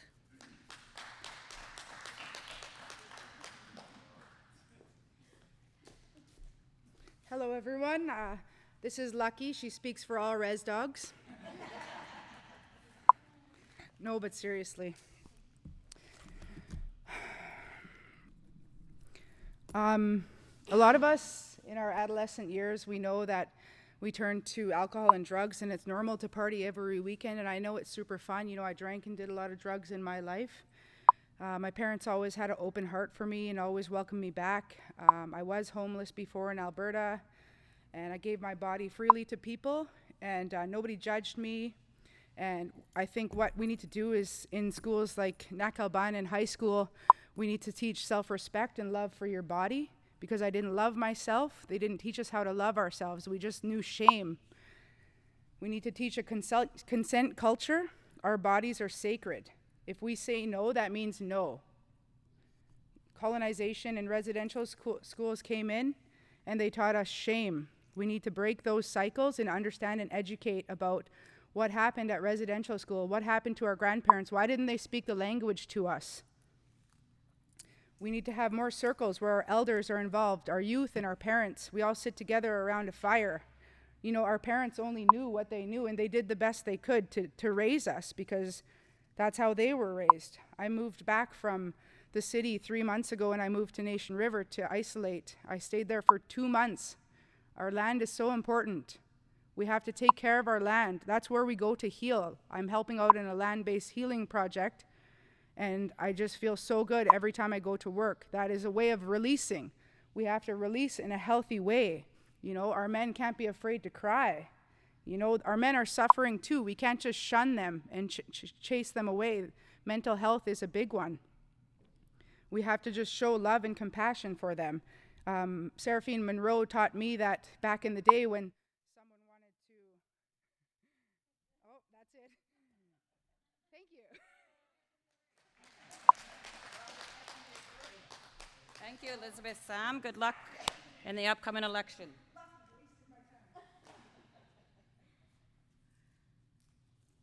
Muriel Sam.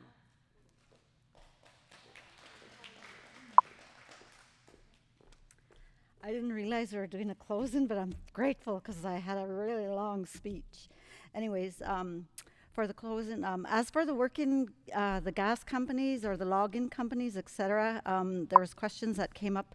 Do I support them or not, or do we support them or not? And I think it's up to the community. It shouldn't be up to us, chief and council, to make decisions without the community's input. We work for you. That's what it is. So the community as a whole, on and off reserve.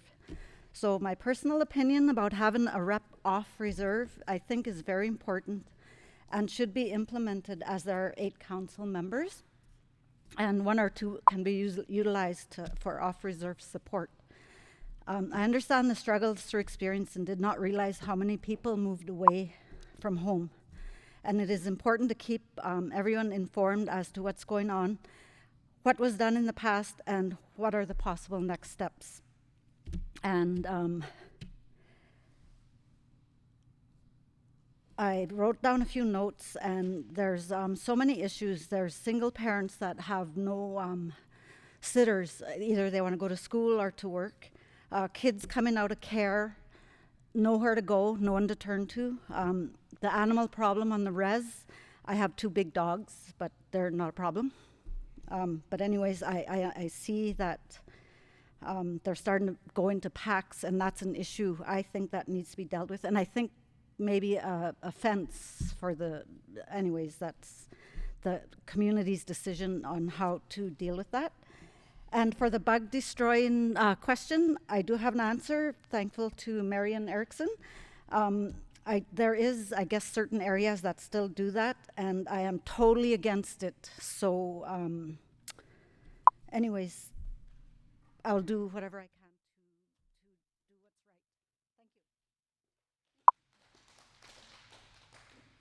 Thank you, Muriel Sam. Good luck in the upcoming election. Carmen Patrick Johnson.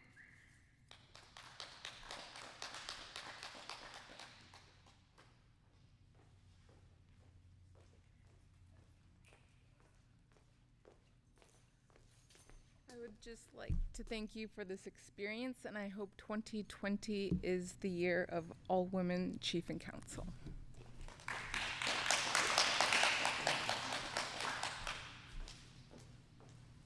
Thank you, Carmen. Good luck in the upcoming election. Pete Erickson.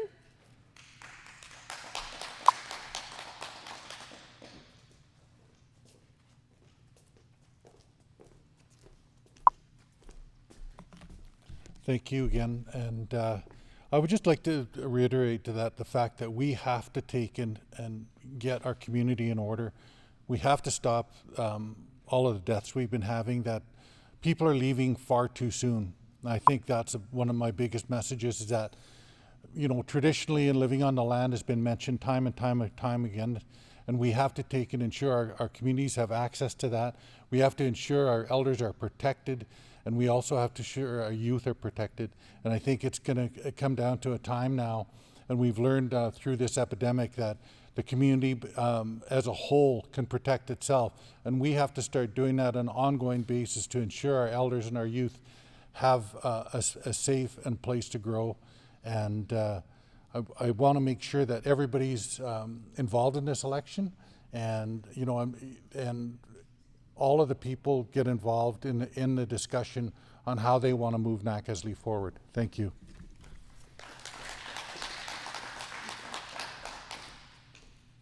Thank you, Pete Erickson. Good luck in the upcoming election. Fred Sam.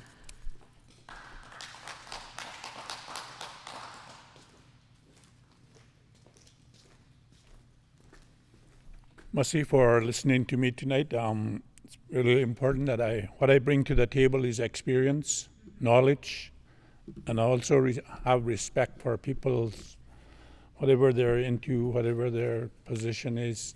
I respect them. That's what we have to do. And also like to go one-on-one with people. That way we understand more of where they're coming from too. So a lot of one-on-one for myself with people wherever they are, either here, Prince George, Vancouver, wherever. And also mental health. I think that needs to be put to the forefront because there's a lot of people that suffer in silence, and we need to somehow get them to get out of that shell and share with us and what's happening with them, so that way we can have that intervention and prevention. And also partnerships. I belong to a council, I also belong to a clan, and I also belong to a KO. So that's kind of hard for me sometimes to make some of the decisions, but we need to come up with an MOU with the KO holders and make sure that they're sitting at the table if we're having negotiations about some things that's going to be coming on. So merci again for listening to me.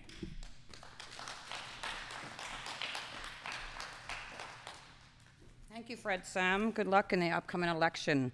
Leslie Daigle Prince.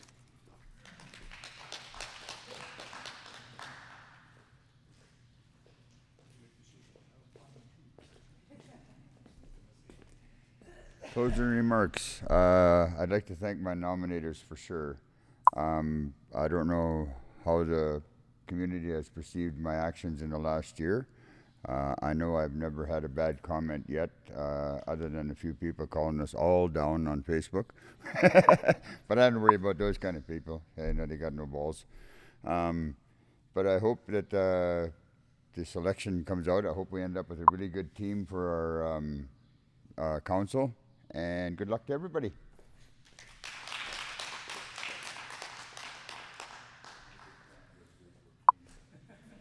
Thank you, Leslie.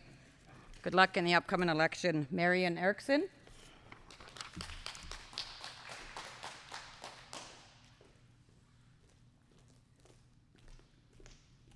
Hello, everybody.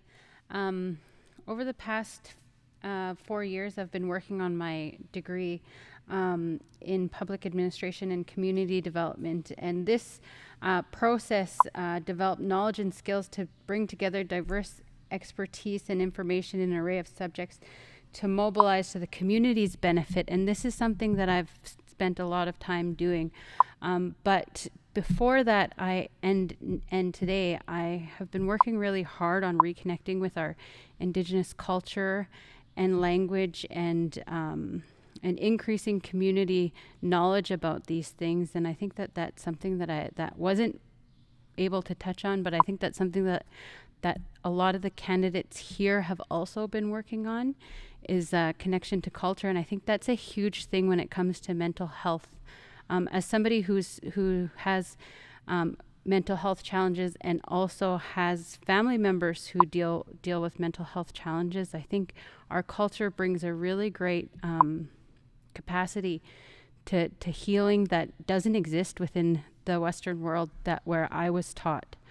It comes from the community, and it comes from the capacity of our people and the strengths of the leadership within our staff, within the people in this room, and within the elders. And I think that that's something that can be fostered and developed through grant programs, through community outreach, through in keeping our staff on board. Like the high turnover at the staff level, I think is quite concerning at this point. And I think that that's something that can be worked on with better policies and increased community safety through our culture.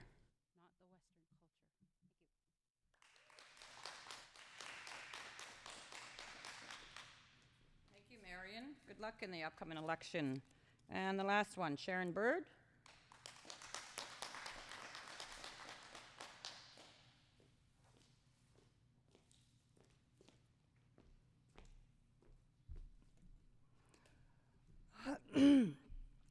I'd like to thank my nominators for nominating me for a council position.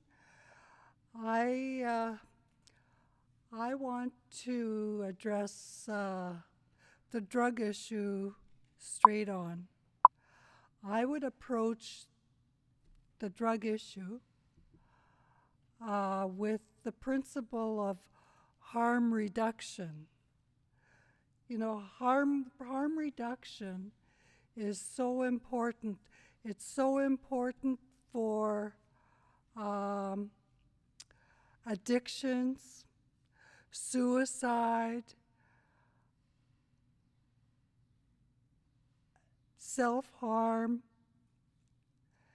and I really believe in our people, and I think we can find the strength to come together, to build unity, and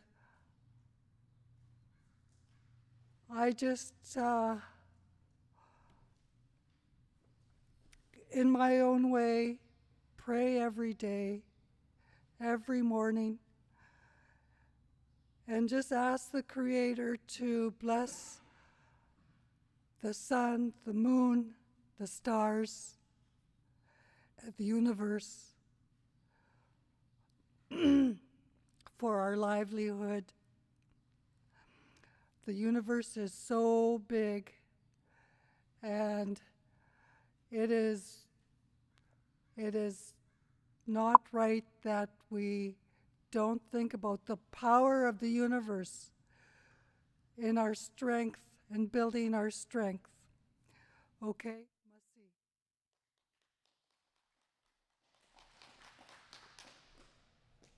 Okay, that's it for the counselors. We'll start with the chiefs, but just before we do, I want to make a couple announcements before everybody runs away. Advance polls this Saturday, July 11th in the Causley, 11 a.m. to 7 p.m. July 18th, Prince George, 11 to 7 at the Ramada Inn downtown. July 25th, Vancouver at the Italian Cultural Center, 11 to 7. The election day is August 13th in the Causley, 8 a.m. till 8 p.m. Please vote. Every vote counts. If you want your voice heard, vote. That's the only way you're going to get through. Vote. We'll start off with we'll end with the chief candidates. We'll give you guys 3 minutes each. Aileen Prince.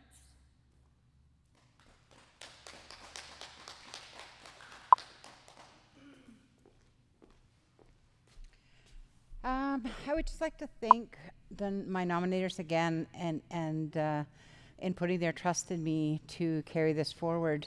But I also would like to thank my parents for believing that we could do anything, that we had the ability and the intelligence and the courage to try to do anything. And throughout my life, that's always been my guiding force in, even when I'm afraid, I still do it. Because I don't believe that fear should stand in the way of what you want to do. I've created belief in this community through living here and seeing the people and meeting the children and being a part of the school board and being a part of Nasal Bay and seeing the wonderful people that we have in this community and the potential that they have. And I want to see that potential become a reality for anyone that has a goal, has a vision. I want them to be able to achieve it and to have that courage, even in the face of fear, to have the courage to take those steps forward. And I hope that we can help in any way that we can and provide those resources for you so that you can feel that you have the support of our council. Thank you.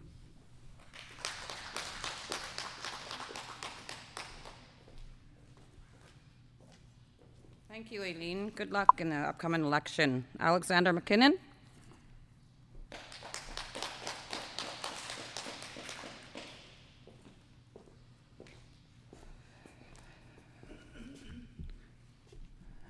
First, I'd like to thank, the audience for staying with us throughout the evening. You know, I want to thank the counselors, the team, over the last 4 years. You know, and I look forward to working with the newly elected council. Once again, I believe in working towards strengthening each member and bringing forward their strengths. Decisions we make affect you all, and I will always keep that in mind. I ask that you elect the individuals that will fight for you and have your interest at the forefront. I have that experience and the ability to speak up for you. I will look into programs to help mental health and to continue to educate our youth. You know, I want to thank my biggest supporters is my family. Because the toughest thing about this job is being away from home. I missed a lot of firsts. I missed my daughter's first day of kindergarten. You know, I missed a lot of firsts with them. That is the commitment for you that I have. For both the away from home members, the members that live in the community, no matter where they reside. My commitment has always been to Nag-Azli and Nag-Azli Whut'en. I advocate hard. You know, the last question I was kind of stumped, and I wanted to bring this up in my speech was, you know, we are working on a policy to end violence against women and girls here in Nag-Azli. It's been 4 years in the making, and we're still trying to figure out that final piece on how to put the traditional aspect into it, the Batlat system. But many times we're told this elected council does not get involved in Batlat systems, traditional systems. You know, if we want that, then let's work on it as a community. We have a strategic plan from 2016, 2017 that ends. If our visions have changed, let's change it then when we have the strategic meeting. You know, you want changes in election code. We had an election amendment last fall. 21 people showed up. Let's make those changes you want. Come out, be heard. You are the change. You know, my family, I spoke of my spouse and my children, you know, but my mothers, my father, my sisters, my brothers, my cousins. Thank you all.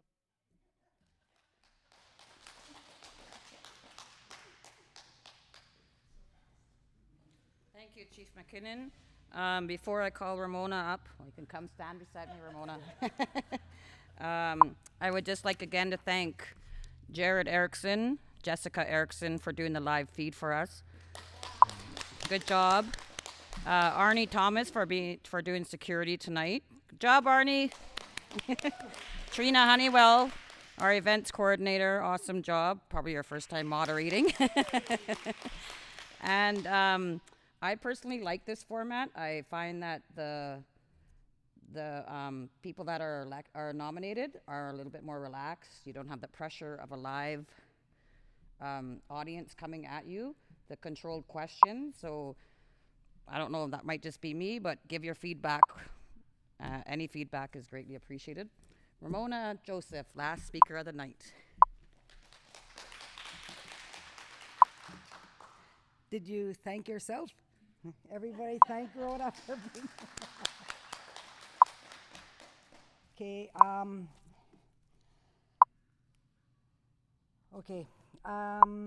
for me, it's, I have this, I've taught, you know, there's so much violence in our community, and people are hurting each other. There's got to be something why we're doing that. Hurt people, right? That's what they always say. So, like one of the counselors said, or many of them said, you know, it's got to be underlying issues, maybe something like residential schools. So, and the drugs, it's down there somewhere, and we have to get to the root of the problem before we could do anything. And I've always said or believed that before we could get into money, doesn't mean nothing. Doesn't mean nothing if your people are hurting, and that's what I always believed. And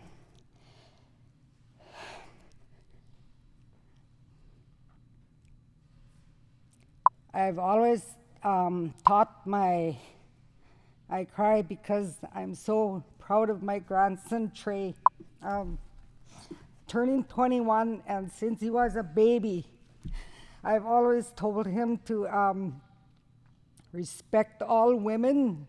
You don't know their story, and you respect them. You don't ever do anything bad to a woman. That's their lives. They bore you. Some say they could take you out. They probably will. But you have to start from your own home, your children, always, or anybody else's children. I want to be called an auntie. I seen like there must be something with being called. You see kids that are not even related to you calling someone auntie. Holy cow, that must have a great feeling. And one day I want to be called that. And when I am elected into the chief position, I don't want to be called Chief Ramona. I want to be called Auntie. And I think that really, really says something. I've seen a lot of women back in my day, and if you respect them and they helped you and you knew who they were, there's my family, Auntie Shirley. Everybody calls her Auntie Shirley. My auntie who passed away, Auntie Rita, she was also called Auntie. And there's got to be something there. And so please call me Auntie. I'd really appreciate it. I think